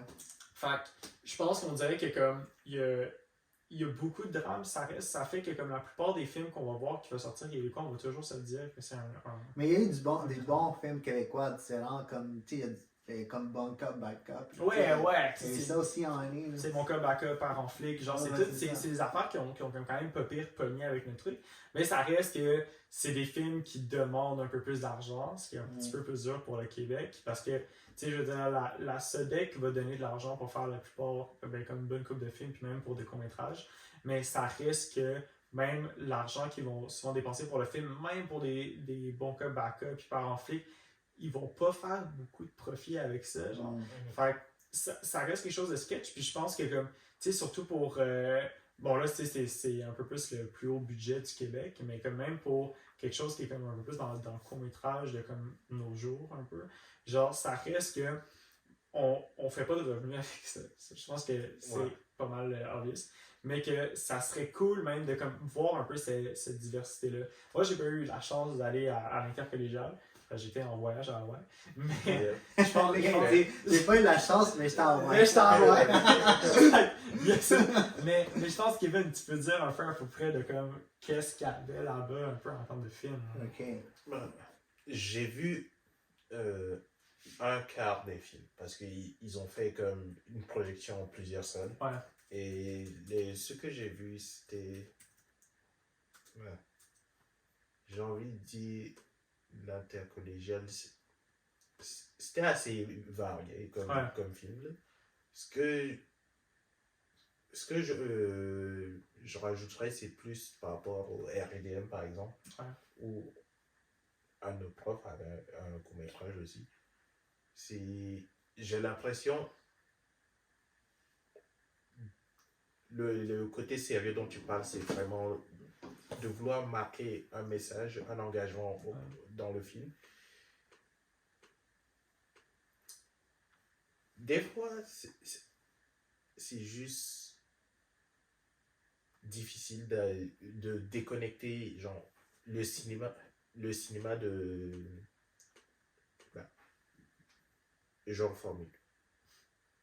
Oui, il y a du cinéma qui traite de société. Ce cinéma est important. Mais des fois, le public en général veut une histoire pour déconnecter de ces moments qui sont plus confrontants. Ouais. Et c'est difficile de retrouver ça au Québec. Ouais, c'est. Mais aussi, tu sais, je veux dire, ma mère était à la SODEC, puis elle a lu une couple de scénarios, puis elle me disait aussi que c'est beaucoup ça qu'on recevait au Québec. C'est beaucoup, il y avait peu de scénarios qui donnaient quelque chose comme de la science-fiction, de l'aventure, de l'action, des trucs comme ça. Puis c'est vrai qu'on est limité quand même par un certain budget en quelque sorte, parce qu'on ne fait pas autant sur ces films-là, mais je suis sûr qu'il y a moyen de faire. Est-ce que tu penses que c'est parce que les gens se disent que l'action, les science-fiction, tous ces films-là il y en a déjà tellement fait par Hollywood qu'ils vont dire, mais au Québec, on peut faire genre une seule niche. Parce que là, ils vont même, il y a déjà des films d'action, il y a déjà des films d'aventure, des gros budgets, on va pas se lancer dans ça. Est-ce que c'est à cause de ça, genre? Mais c'est très possible, puis c'est très possible qu'il y ait une bonne partie du monde qui pense ça. Je pense par contre que on devrait pas se limiter à ça, parce que ça reste que on peut, malgré le fait qu'un film peut avoir de l'action dedans, ou de l'aventure dedans, de la science-fiction dedans, je pense que les idées peuvent quand même différer, puis la méthode qu'on la présente, cette action-là, peut être différente un peu de ce qu'on voit surtout aux Américains, parce que là, je pense que comme la formule est très simple, c'est comme, t'as vraiment le début de comme le personnage principal que c'est comme je fais plus ça dans ma vie. C'est comme un quart du film, après ça quelqu'un qui l'appelle, tu dois refaire ça, puis là, comme non je veux vraiment pas, ouais tu dois, ok je vais le faire. Après ça, le milieu du film, ma vie c'est de la merde, je vais pas réussir, nanana. Après ça, il y a une belle fille à quelque part, tu vas rester, ok cool, 3/4 du film, j'ai réussi, puis jusqu'à la fin c'est comme Live Together, puis c'est comme si tu parlais de John Wick. Tous tes films là. Il manque juste le chien. Il manque le chien en fait, à la place d'une fille qui dit c'est le chien. Mais je pense qu'il y a comme vraiment cette formule-là qui se joue beaucoup dans la plupart des films, je pense. Puis c'est peut-être là qu'avec le Québec, on peut changer un peu ça. Puis malgré le fait qu'on a de l'action qui est moins grosse, la science-fiction qui est moins grosse en termes de. Tu sais, je veux dire, même si le Québec, tu sais, on a quand même les studios Mills qui ont fait pour les Américains aussi. Puis je pense quand même que comme on peut différer ça, puis faire même avec un plus petit budget, parce que on a quand même des très beaux endroits où filmer. On a quand même plein de. C'est-à-dire les parcs naturels, genre. On a Montréal qui est souvent pris par les Américains pour faire des films. Ben, tu sais, même Longueuil, genre. Même, tu sais, c'est comme. C'est plein d'endroits qu'on peut trouver pour baser après ça sur une histoire, parce que souvent, je pense quand on écrit, puis je pense quand le monde va écrire de la science-fiction ou de l'action, ils vont peut-être trop se baser sur des affaires qu'ils savent pas totalement s'ils ont pas. Tu sais, comme. En général, perso, quand j'écris mes films, je vais jamais écrire de quoi si je sais que je peux pas avoir l'endroit ou si que je sais que je peux pas avoir quelqu'un pour le faire aussi. Fait que souvent, la plupart des personnages vont être basés sur ok, je sais que, on va dire, justement, qui on pourrait faire ce personnage-là. Je sais qu'il y a quelqu'un d'autre qui pourrait faire ce personnage-là, puis j'ai pas besoin non plus on va dire, d'aller prendre, ok, j'ai besoin je dois faire un vaisseau spatial. Comment je vais faire ça? Tu sais, je vais souvent me baser sur qu'est-ce qu'on a. Puis je pense que Québec, on a quand même beaucoup à offrir en termes, que ce soit d'endroits, d'acteurs, de talents, parce qu'il y a beaucoup de monde des États-Unis qui s'en vont au Québec, ils viennent prendre la main-d'œuvre du Québec. Puis c'est beaucoup ça aussi des fois pourquoi ils nous en manquent, parce que les États-Unis payent plus, fait que le monde s'en va plus avec des productions des États-Unis, même s'ils sont au Québec. Mais je pense qu'il y a tellement de talent au Québec que je peux pas croire que la seule affaire qu'on est capable de faire, c'est du drame parce qu'il nous manque de ressources. Genre, je pense qu'on a ça quelque part. Il faut peut-être juste essayer de moins ressembler aux films américains parce qu'eux, ils ont du budget pour faire ça, mais un peu plus aller avec notre propre style, puis avoir de quoi, même si ça peut être low budget sans trop paraître low budget. Je pense qu'il y a beaucoup de films qui ont été faits qu'il y avait très peu de budget, mais ça a quand même fonctionné. Tu sais, quand on va dire, je parle de Blair Witch Project, genre, un film d'horreur qui a quand même marqué un minimum le cinéma. Puis ça reste qu'il n'y en avait pas tant de budget, tu sais, puis ça a quand même bien réussi. Puis ça a quand même fait un pas pire film d'horreur, genre. Fait que je pense que c'est quelque chose qu'on peut faire aussi, même si c'est pas des étudiants prennent une caméra puis on fait quoi avec ça, tu sais. Je pense qu'il y a de quoi qu'on peut faire quand même. Mais en fait, j'ai une question pour toi, Lucas. Est-ce que tu connais les films québécois qui ont fait le plus d'argent cette année? Le plus d'argent cette année? Non, je peux pas dire. Je connais Barbie et Super Mario Bros. Tu sais, les films américains, tu les connais, ils te les balancent dans la face en plus. On a fait le plus d'argent. On a fait le plus d'argent, c'est pas. Mais tu sais, film québécois, honnêtement, je ne sais pas non plus. Faudrait que vous le cherchiez. C'est une question piège. Ça va marcher. Camille, il le sait, je pense. I wish. Non, mais pour les vrai, on ne sait même pas c'est quoi le film qui a fait le plus d'argent cette année au Québec. Comment est-ce qu'on sait nos films? Parce que, mais aussi, je pense qu'il y a beaucoup, parce qu'on n'a pas, peut-être pas qu'on a honte, mais parce qu'on en fait juste pas tant que ça, genre. Puis qu'on est comme à peine capable de payer ce qu'on met, genre. Puis je pense que c'est peut-être ça aussi pourquoi ça paraît moins, parce que je pense qu'il n'y a pas grand monde qui veut le brag. Oh yes, j'ai perdu 50 000 à faire mon film, genre, tu sais. Fait qu'il y a peut-être ça aussi qui joue un peu, que, tu sais, les Américains, c'est vraiment rare qu'ils vont perdre de l'argent, surtout pour leur gros film, tu sais.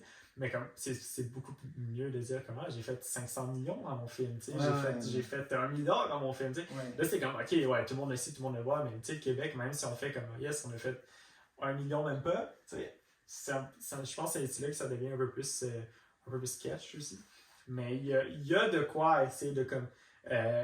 Peut-être pas en termes non seulement de marketing, peut-être du bouche à oreille ou des trucs comme ça, mais juste d'en parler probablement un peu plus. Parce que ça reste que, comme je dis, il n'y a pas beaucoup de monde qui s'en va voir des films québécois. Puis c'est rare d'avoir des milliers de personnes pour un film québécois. Fait que, il y a peut-être là, si on veut pouvoir faire plus, faut qu'on puisse en faire. Il faut partager un peu. Puis faut comme. Pour toi, tes films, tu vas les faire en français seulement? Tout, à moins que j'ai vraiment comme quelqu'un qui me demande de faire en anglais, je vais le faire en français. Okay. Parce qu'en fait, on mentionnait souvent dans nos podcasts, au niveau de la langue, en ce moment, il y a comme les gouvernements mettent des lois pour imposer genre, aux étudiants étrangers ici de rester parler en français. C'est très important de parler en français. Nous autres, on fait des podcasts en français et tout. Même si on est capable de faire des entrevues en anglais et tout. J'ai l'impression que la langue, ça passe souvent plus par la culture que par le fait de mettre des lois pour interdire des gens de parler une autre langue. J'ai l'impression que ça passe par des chansons, ça passe par des films, ça passe par des gens qui vont mettre ça de l'avant. Oui, et surtout, comment dire, si on montre notre talent en français, on parle déjà à une audience qui comprend le français. Mais ce qui d'imposer l'utilisation du français, ça n'étend pas l'influence du français. Mais à mon avis personnel, c'est aussi très important que ces artistes-là, ces gens-là sachent se promouvoir en anglais. Parce qu'on est capable de très bien vendre la musique. En ce moment, c'est très très populaire la musique latino. Genre. Mais les gens, ils écoutent ça, ils ne comprennent pas la langue espagnole. Ils font juste chanter. C'est parce que ces chanteurs-là sont capables de promouvoir ces chansons-là. C'est des artistes qui, la plupart, parlent anglais. C'est des artistes qui sont américains, mais ils sont des origines latino. Mais ils savent promouvoir leur musique en anglais. L'impression que, genre, c'est très important aussi un artiste. Pas juste pour avoir un impact au Québec, mais genre d'aller attirer d'autres gens pour qu'ils viennent écouter la langue française. C'est de savoir se vendre aussi dans une autre langue qui est aussi l'anglais. Parce qu'il y a beaucoup, tu sais, moi je regarde des artistes espagnols parce que je suis péruvien. Des grands artistes comme des Julio Iglesias et tout. Ceux-là, leurs musiques sont écoutées par des millions de gens, que ce soit en Chine, que ce soit au Canada, puis ils parlent juste en espagnol, puis ces gens-là ils ne comprennent pas leurs phrases. Mais c'est la langue qui les attire, c'est la façon que c'est fait. Puis il y a plein de gens qui aiment les films chinois ou même les animés. Les gens, ils regardent les animés en japonais puis ils ne comprennent pas la langue, mais ils regardent les sous-titres. Fait que c'est très important pour des artistes, des écrivains, des comédiens de quand même savoir, genre, je vais promouvoir mon produit à d'autres personnes. Fait que je dois être capable de leur parler. Puis ils vont venir l'écouter. C'est pas important qu'ils comprennent mon produit c'est quoi, qu'est-ce que j'ai dit, mais il faut que tu le promouvoies. Parce qu'il ne faut pas juste dire, mais je vais être artiste québécois, je vais juste parler en français, mais quand tu peux chercher plus de gens ailleurs aussi. Ouais, ben c'est sûr, ça reste aussi qu'on est juste au Québec, on est quand même une société qui est très. Il y a de l'anglais, il y a du français, puis même si le français est comme notre langue qui va être un peu plus primaire, ça reste que l'anglais est quand même beaucoup là, puis surtout dans la région de Montréal.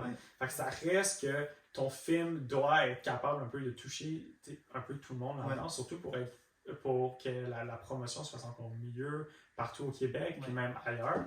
Puis tu sais, aussi, c'est peut-être pour là des fois que comme tu sais, la langue française n'est pas nécessairement une barrière, mais je pense que c'est quelque chose que le monde voit trop comme, tu sais, ok, le film a été fait en français, tu sais, des fois, le monde, ça va être un petit peu plus pas un mur, mais tu sais, le monde vont plus écouter de l'anglais, vont plus, tu sais, que ça soit pour les films ou pour les musiques aussi. Tu sais, des fois, c'est quelque chose qui est plus écouté, puis je pense qu'on dirait que c'est comme si le monde avait un peu un genre de stéréotype, des fois, qui est comme, ok, le français, ça va être moins bon que l'anglais, en quelque sorte, genre. Puis, il y a peut-être ça, des fois, un peu au film, de comme, tu sais, on va vraiment prendre le français comme québécois, puis tout ce qui est anglais comme américain, puis on dit, ben, tu sais, on va plus aimer ça aller voir un film en anglais. Fait qu'on va mieux essayer d'aller comme voir les films américains que les films québécois. Puis il y a peut-être là un peu qui joue. Je pense qu'il faut aussi avec, tu sais, que ce soit le français ou l'anglais, peu importe, si le film est fait au Québec, il faut être capable de faire gagner le peuple, surtout avant de comme le ailleurs en plus. Genre.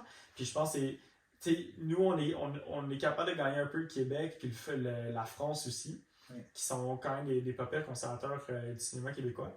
Mais il faut, je pense que comme le point est prouvé aussi avec comme Denis Villeneuve, genre, tu sais, que lui, malgré le fait qu'il est allé étudier à l'UQAM, il est en train de faire des films en anglais, puis il est en train de faire des films américains, genre, tu sais, il a fait Dune récemment, genre, Des gros budgets en plus. C'est ça. Mais ça, c'est plus une fierté de voir qu'un réalisateur québécois est capable d'aller chercher ça. En plus, mais tu sais, comme lui, il a dû parler en anglais aussi, il faut être capable, je pense, de faire les deux, surtout au Québec, genre, de comme être capable de parler anglais, capable de parler français, mais peut-être surtout dans le film, peu importe quelle langue est parlée, ça reste que le contenu est le plus important un peu. Que comme, si ton histoire est pas bonne, ou si ton histoire est pas capable de prendre un spectateur et le garder durant le temps de ton court-métrage, le temps de ton film, ça va être surtout ça le plus gros facteur. C'est est-ce que tu es capable de garder un public ou non? Si oui, comme tu dis, les sous-titres, ça peut exister, puis le monde peut écouter ça, puis quand même aimer ça, puis s'attacher au film. Mais ça, c'est une fierté aussi de voir genre, des Denis Villeneuve, des Céline Dion, des Georges Saint-Pierre, des gens d'ici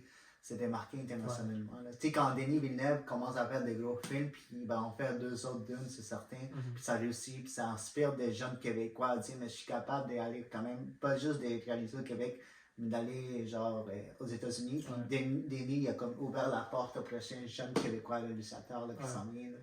C'est ça qui est fun aussi. Oui. Ben, je suis d'accord avec vos deux explications. Je te dirais, on peut parler de quels sont les films que tu attends pour 2024. Est-ce qu'on... Des flashs C'est ce qui attend. Est-ce qu'il y a un Super Mario 2 qui sort? J'ai vraiment hâte. Barbie Hammer. Est-ce que Barbie Hammer se fait finalement ou non? Ouais. Mais vraiment les deux ensemble, en film, là, pas genre. Ouais, juste. Mais il me semble que j'avais vu des memes de ça, là, comme les producteurs qui se parlaient pour faire un Barbie Hammer real, genre. Ça, c'est comme. Mais en fait, on a prévu les deux ensemble, les deux acteurs, Margot Robbie et Kylian. Ils ont vraiment les deux ensemble, ils ont juste pris, on va les mettre ensemble pour faire une entrevue. Là. Je l'écoutais un petit peu, puis c'était bien. Là. Ouais. Oui. Mais c'est quoi tes films qui t'attendent l'année prochaine? Oh my God, je sais plus exactement lesquels ils sortent. Je pense que... Il y a Kung Fu Panda 4, il me semble. Ouais. Ok. Ça, c'est... Continue par le 4, ça, c'est top, bro. J'attends ça fait longtemps que le 3 est sorti. Dune 2, j'imagine. Dune 2, qui est quand même... Là, j'ai hâte de voir mon salon parce que Denis Villeneuve. Mais aussi, on dirait que c'est peut-être là que, comme tu sais, quand on parlait de comme, mettre l'action d'une manière différente, on dirait que Dune est justement, ils ont mis l'action d'une manière un peu différente de ce qu'on voit d'habitude. C'est ça qui est cool. Puis ouais, j'ai hâte de voir si ça nous a quand même laissé sur une histoire qui est comme incomplète, genre. Fait... Ça me semble un peu au Seigneur des Anneaux, hein. Ouais, c'est vrai qu'il y a un petit vibe de ça aussi. J'ai l'impression que c'est ça qui veut bâtir. Une trilogie ressemblante au Seigneur des Anneaux. Ouais, il a peut-être pris un peu de là, c'est possible, mais je pense que Dune, c'est probablement comme, tu sais, c'est le film que je vais m'asseoir au cinéma. Puis ouais, pour le 4 aussi. Deadpool 3. Deadpool 3 aussi, c'est vrai qu'il va. Ça, je pense que ça va être. Là, enfin, qu'on a eu Hugh Jackman qui essaie de Joker 2. Oui. Joker 2, ça m'intrigue parce que je sais pas exactement ça ressemble à quoi. Parce que je sais pas, est-ce qu'ils veulent faire comme Marvel puis lier aux univers ou vraiment aller comme. Non, c'est séparé. Mais c'est une suite du premier, mais c'est genre. C'est séparé d'ici. Ouais, parce que, tu sais, comme je veux dire, techniquement, c'était comme un peu le Joker contre la société, en quelque sorte, dans le film. Fait que j'ai hâte de voir, techniquement, ça va être quoi, ce conflit-là qui va se passer dans le 2. Mais c'est vrai que ça va être c'est un peu plus film. Ouais, c'est ça. Joker 2. Ça, c'est des gros films, là. Il y a des moyens films ou moins, pas trop gros budget. Je sais pas c'est lesquels après, là. J'ai pas la liste. Mais à date, c'est ces gros noms qui sortent l'année prochaine. C'est le plus gros. Je sais pas si les premiers films de DC dans le nouveau univers il va sortir. Là. Je pense que ça va être 2025, Superman Legacy. Fait que ça, c'est 2025. Sinon, j'ai des films de Pixar. J'aime bien Pixar. Pixar, il y a des. Pixar, c'est un autre studio, ils ont comme perdu leur magie, mais ça, c'est à un moment donné, c'était Pixar, genre, Ouais, c'est c'était ça, comme... c'est ça le truc. Ouais, quand tu parles des scènes, genre, tu parles de quoi, là, c'est Pixar, ça me vient dans la Ouais, face. Toy Story, puis tout ça. Ouais, Finding Nemo, là, c'est comme, mec, tu pleures là-dedans. Tu parles là-dedans, en fait. Ouais, tu pleures là-dedans. Finding Nemo, tu pleures là-dedans. C'est ça. Ouais. Mais c'est ça, tu sais, il y a des très bons films, c'est juste que, tu sais, on peut, genre, conclure sur ça ou continuer sur ça, mais genre, qu'est-ce que tu as pensé en fait des grèves à Hollywood parce qu'on a mentionné, puis c'est quoi vraiment les futurs de ta carrière avec l'intelligence artificielle?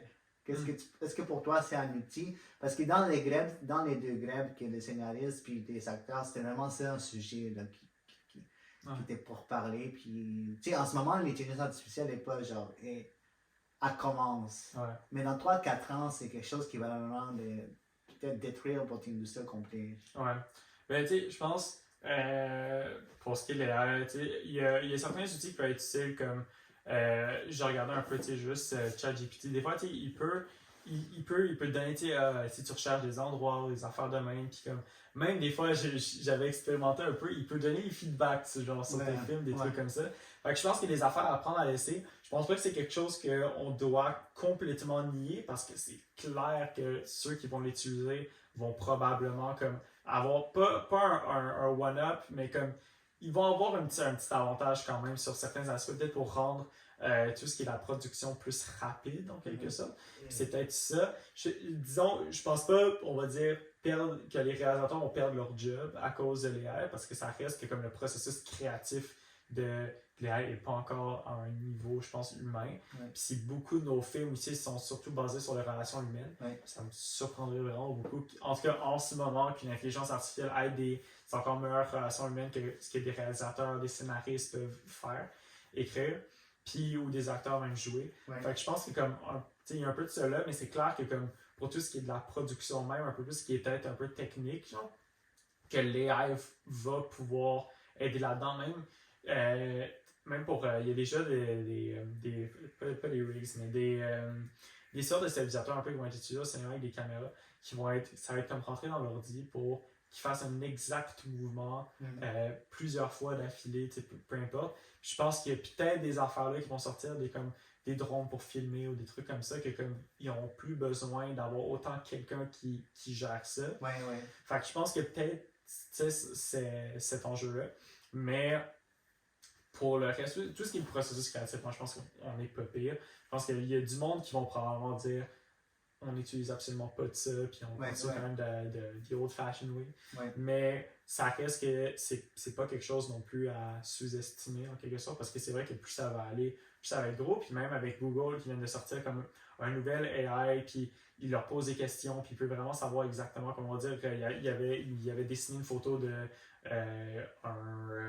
je pense que c'était un canard, puis il y avait comme deux chemins, soit le chemin avec le loup, soit le chemin avec l'autre canard, puis le Léa a dit... C'est leur nouveau AI.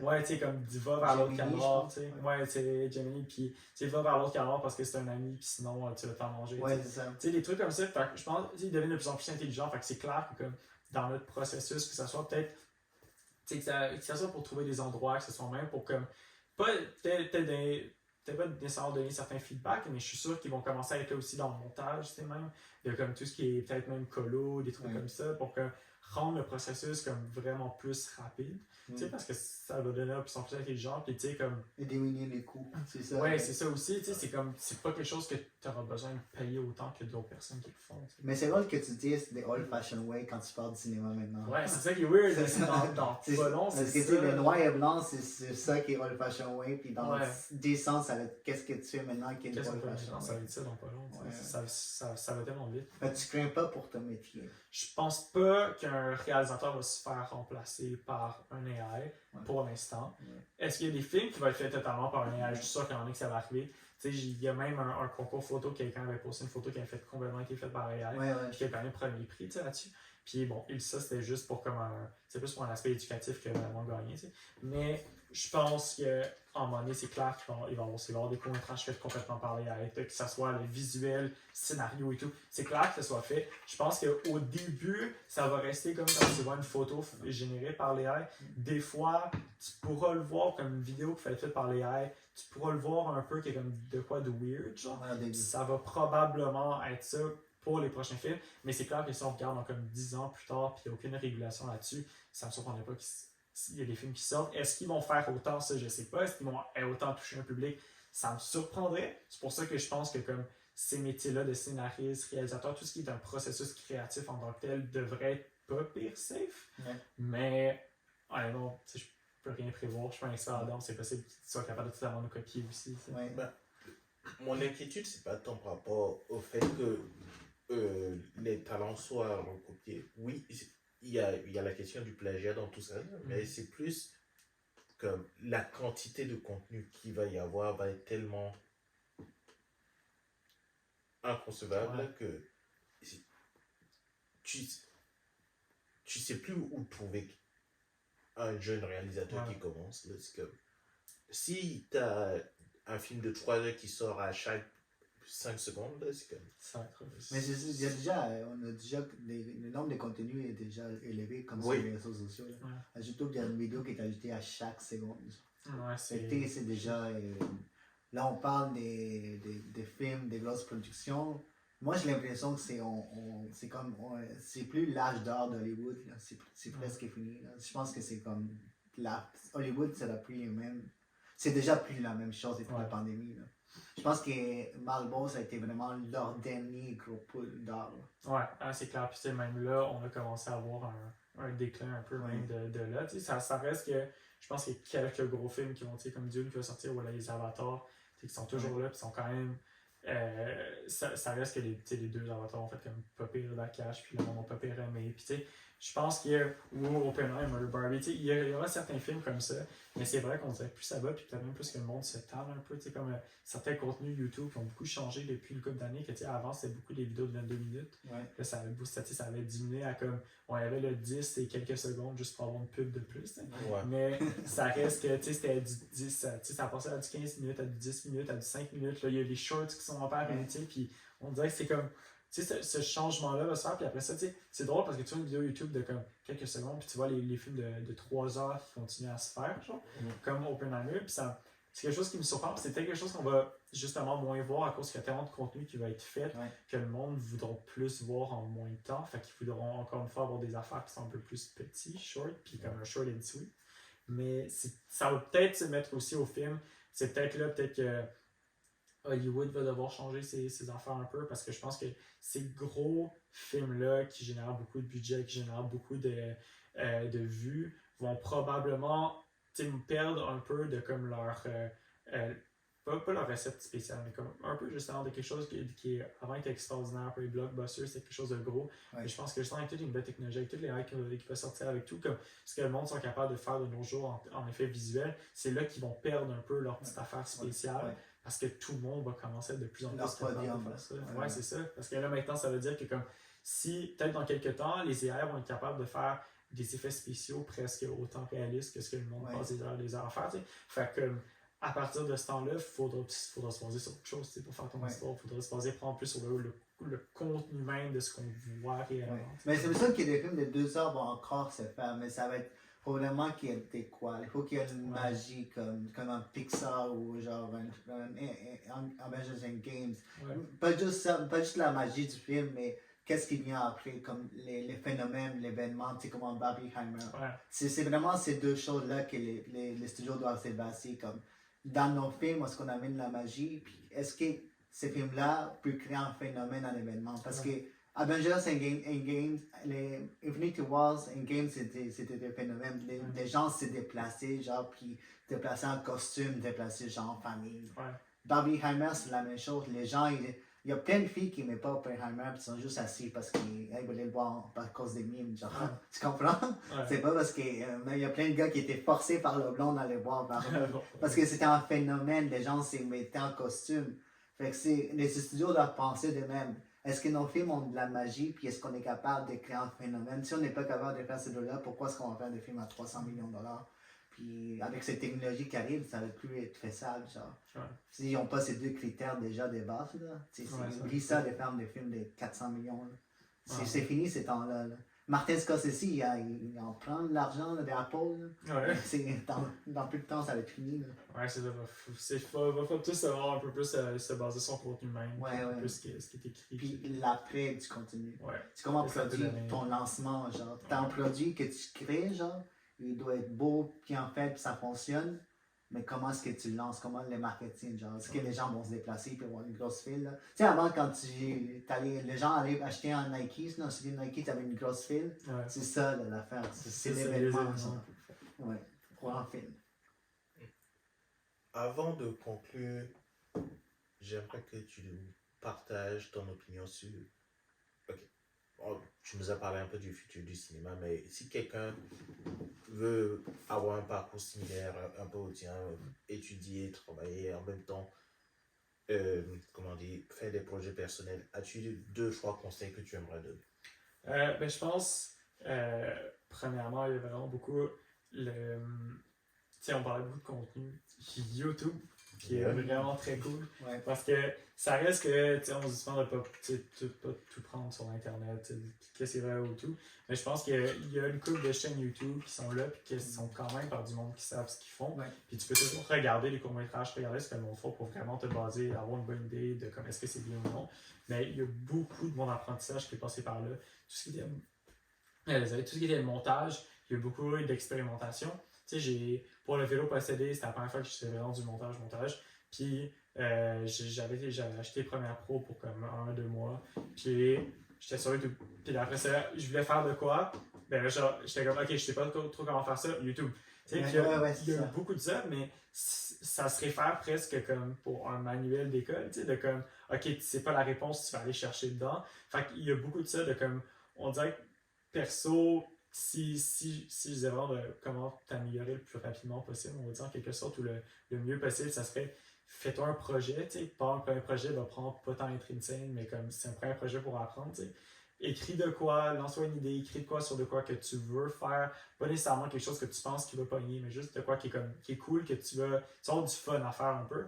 Puis après ça, prends-toi dans tout le processus créatif, mais c'est toujours d'apprendre en même temps de comment faire quelque chose, puis pas juste de se dire ok, ben je vais mettre ma caméra là, filmer, mais comme pourquoi tu filmes? Pourquoi tu fais ce plan-là un peu? Essayer de rechercher un peu, puis comme, tu sais, même les paramètres de la caméra, tu sais, est-ce que tu sais ce que tu fais exactement ou comme tu fais juste le mettre sur automatique, tu laisses filmer? Ouais. Ça peut être bien, mais tu vas pas totalement apprendre la démarche derrière, tu sais, c'est quoi? Le triangle d'exposition. Tu sais, après ça, c'est comme, tu sais, une fois que tu sais ça, tu peux vraiment jouer avec ta shot, puis une fois que tu sais vraiment jouer avec ta shot, ça peut même se paraître dans ton scénario, tu sais, quand tu vas écrire. Après ça, dans un prochain projet, tu vas écrire de quoi qui est, parce que tu sais que tu vas être capable de faire cet effet-là ou de quoi de même. Tu sais, c'est vraiment de pousser. Après ça, tu t'en vas en montage. Puis en montage, ok, qu'est-ce que tu fais? Là, tu fais un premier assemblage. Après ça, ok, qu'est-ce que tu dois faire après en général? Puis tu peux rechercher sur YouTube, tu cherches des vidéos, puis tu sais, comme, essayer d'apprendre puis refaire ça après ça une couple de fois, jusqu'à temps qu'à un moment donné, tu fais ton montage, puis après ça, tu sais exactement quoi faire, puis s'il y a un effet que tu sais pas totalement, tu sais quel chemin un peu t'y rendre, c'est là que ça se connecte un peu. Comme au tout début, pendant que je suis en train de faire comme misandrie et tout, en deuxième session, j'étais toujours sur YouTube en train de regarder ou de poser des questions à mes profs et tout. Puis après ça, les aventures de Finn Edmond, c'était beaucoup plus rare que j'étais sur YouTube parce que j'ai tellement comme passé de temps à travailler là-dessus, puis à me pratiquer, qu'après ça, ben là, je savais faire certains effets, je savais faire ci ou ça. Puis c'était la même chose pour ma caméra. T'sais, après ça, j'ai commencé, j'en ai acheté une, c'est la Canon M50. Puis je l'ai acheté une, puis j'ai continué avec, j'ai essayé, je suis allé le plus dehors possible, j'ai plus essayé de pratiquer jusqu'à avant, qu'à un moment donné, je savais exactement qu'est-ce que j'avais dans les mains, qu'est-ce que je pouvais faire avec. Puis après ça, je pense qu'une fois que comme il y a vraiment cette pratique-là qui se fait comme un peu continuellement, ben que c'est de voir où tu peux, comme qui tu peux aller rejoindre pour faire un peu ces courts-métrages. Tu sais, comme moi j'avais l'école, fait que c'est comme des amis, des profs, des cours, c'est pour ça que je faisais le court-métrage. Mais après ça, est-ce que tu fais, je sais pas, c'est sur YouTube, est-ce que tu peux essayer d'aller rechercher justement des concours, un festival, juste poster pour que des fois, tu sais pas, mais que finalement ton DA fonctionne, genre, tu sais, puis qu'il y a de quoi qui est mené là.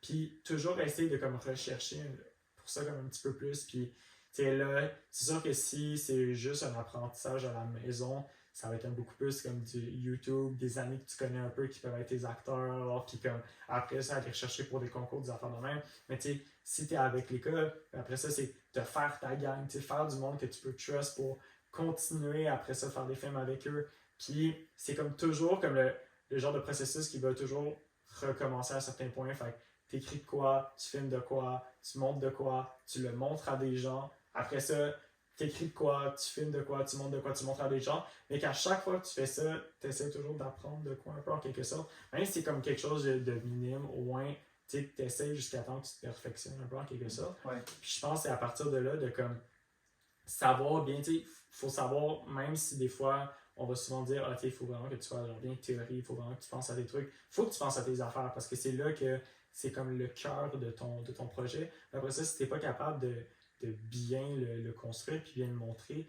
ça reste que comme, même si tu avais une bonne idée au départ, si tu n'es pas capable de bien la faire parce que Exécution, ouais. ouais, tu sais, c'est comme là, tu décides, ah, non, je pense pas que le filmer c'est autant important, je pense pas que le style est autant important. Tu sais, des fois, c'est là qu'après ça, c'est que ton message va moins bien passer, un peu en quelque sorte. Fait que, bref, c'est toujours de comme continuer là-dessus, toujours essayer d'apprendre puis de chercher les opportunités où est-ce que tu pourrais présenter ton projet.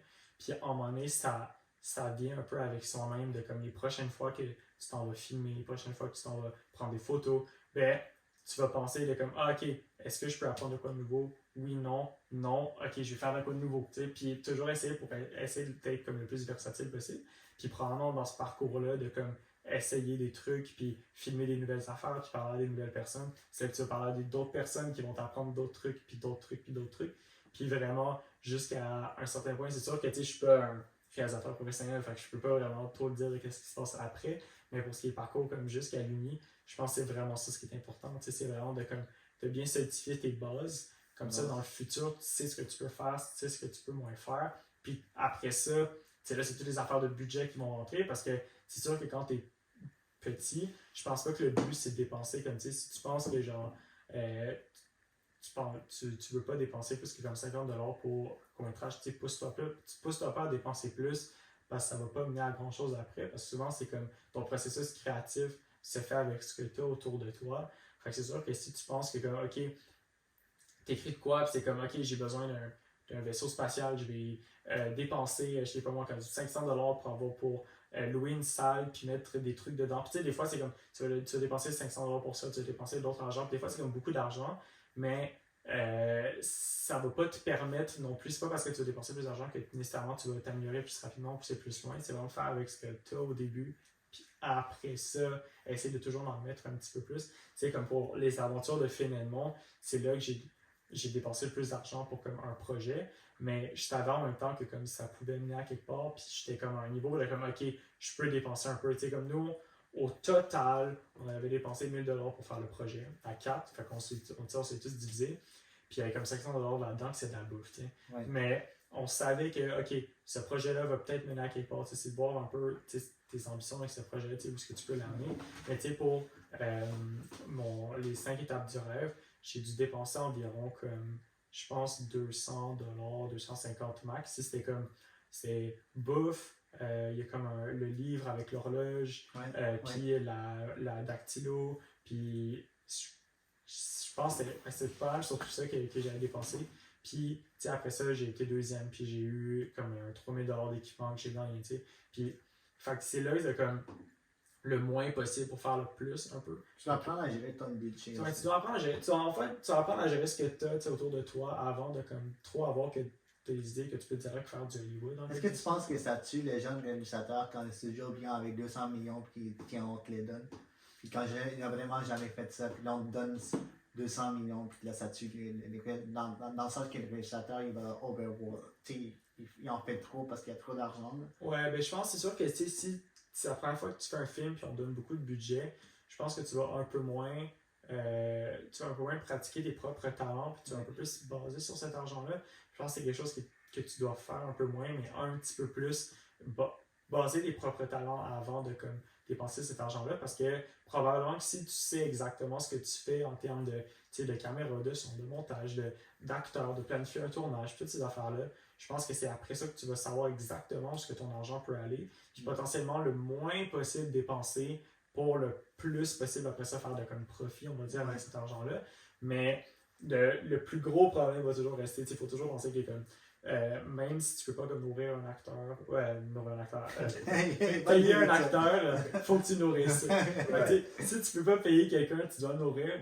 Puis ça dépend. Ça paraît con, on a dépensé juste 500$ en nourriture. C'est pas juste l'acteur, mais c'est vraiment toutes les. C'est toute la crew complète, parce que même si tout le monde le fait gratuitement, en général, ton acteur va pas être content s'il n'y a rien dans le ventre. Puis c'était comme.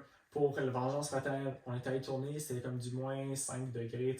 C'est pas si pire au début, mais c'est sûr que quand tu restes 3-4 heures dans la forêt à moins 5 degrés puis j'ai absolument rien pour te réchauffer, il te faut quelque chose dans le ventre. C'est pour ça que t'as pas du team à des gens puis le monde apprécie.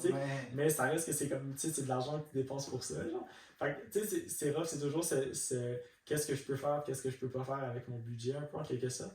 Mais je pense que le but, c'est vraiment de faire le moins possible. Si t'es pour pas dépenser 0$, c'est très bien aussi. Puis c'est quelque chose que comme ça ne devrait pas être comme quelque chose à ne pas faire, de ne pas dépenser de l'argent, parce que c'est là vraiment que tu vas te baser sur ce que tu as. Ok, j'ai ma caméra, on va dire, j'ai un petit micro, puis j'ai un petit trépied, puis on va faire le plus possible avec ça.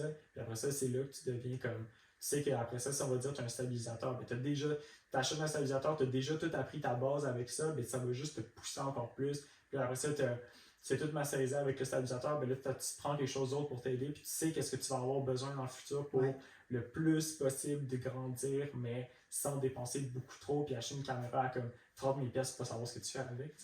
Fait que c'est vraiment, c'est ce qui est autour de toi. Si tu sais que comme autour de toi, c'est genre ta forêt, t'es comme dans une campagne, de quoi de même, base ton histoire là-dessus, parce qu'en même temps, tu veux moins chercher loin, tu pourras faire plus, puis c'est ton environnement autour de toi, fait que tu connais déjà quelque part quelque chose là. Fait que pour moi, le vélo possédé, je savais que j'avais le parc chez Chartrand à côté, je savais que j'avais certains endroits, puis j'étais comme, ok, ben, la forêt, c'est toujours un endroit que j'ai bien aimé tourner, même si c'est chiant de tourner, c'est toujours un cool endroit. Fait que j'ai décidé d'aller là, puis comme on va dire pour les 5 étapes du rêve, c'était un garage, un endroit avec une bibliothèque, puis une rue, Fait que je savais que, ben, j'ai une rue très facilement, garage, ma blonde a un garage, puis je vais utiliser ça, Fait que comme ça, je savais que durant mon histoire, ok, est-ce que le personnage pourrait être où il pourrait être dans un garage, j'ai un garage à ma disposition, ou sinon, dans finalement, quand on a écrit, on était comme, ok, il va nous falloir un saloon, il va nous falloir une black box, il va nous falloir un endroit pour comme tourner les espions, puis il va nous falloir une forêt. Fait que je savais qu'il n'y avait pas une chose en tant comme forêt. Je savais que pour une boîte noire, on pouvait le faire dans le studio de l'école, mais nous on a fini par le faire dans comme le sous-sol, dans une des classes toutes peinturées en noir, on avait mis des rideaux en plus, puis on l'a fait sur comme un petit coin. Fait que, mais c'était quelque chose qu'on savait qu'on pouvait faire. Les espions, on savait qu'il y avait une place dans l'école, on était allé regarder avant, mais on savait qu'il y avait une place dans l'école avec un long couloir qui était un peu style, qui était un peu dans le style qu'on cherchait. On savait qu'on avait ça, fait qu'on était comme, ok, ben, on peut écrire notre scène en circonstance. Puis il y avait juste le saloon qu'on était comme, ok, on a quelques petites places, puis on a fini par tourner au secteur 81 dans un escape room. Ok. Fait faut savoir ce que tu peux aller chercher, comme Vengeance Fraternelle. Je savais que j'avais le parc à côté, c'est toujours un endroit qui revient, mais je sais que c'est un endroit que je peux faire confiance, puis que je vais avoir, puis je devrais pas avoir trop de problèmes de filmer là non plus, Fait que, mais quand tu dis que tu as ça dans le sang, tu l'as dans le sang. C'est vraiment fait pour être réalisateur. J'ai hâte de voir qu'est-ce que tu vas créer puis de faire. Tu as vraiment du potentiel, Lucas. Écoute, merci bien. J'ai hâte de voir aussi ce que le futur réserve. Ben, j'aurais d'autres questions. On va les garder pour un prochain épisode. Un prochain épisode pour mais merci beaucoup. Très plaisir. C'est pour notre dernier podcast de l'année, notre 40e podcast. C'est vraiment, comme j'ai dit au début, on garde le meilleur pour la fin. Yes. Exactement. Puis merci à vous de nous écouter pendant 40 épisodes, de nous avoir écoutés cette année 2023. Puis n'oubliez pas de vous abonner sur les différents réseaux sociaux qu'on a sur la chaîne YouTube. Puis on continue. Oui, on continue, mais avant de clôturer le podcast, y a-tu des plateformes où les gens pourraient te rejoindre? Yes. Ben, j'ai mon Instagram que C'est quoi ton Instagram? Que vous allez afficher là. Ouais. Ah, je fais la job. J'ai ma chaîne YouTube juste là. Puis j'ai mon Facebook. Je poste un peu moins sur Facebook. Fait que je pense que c'est un peu plus Insta, YouTube.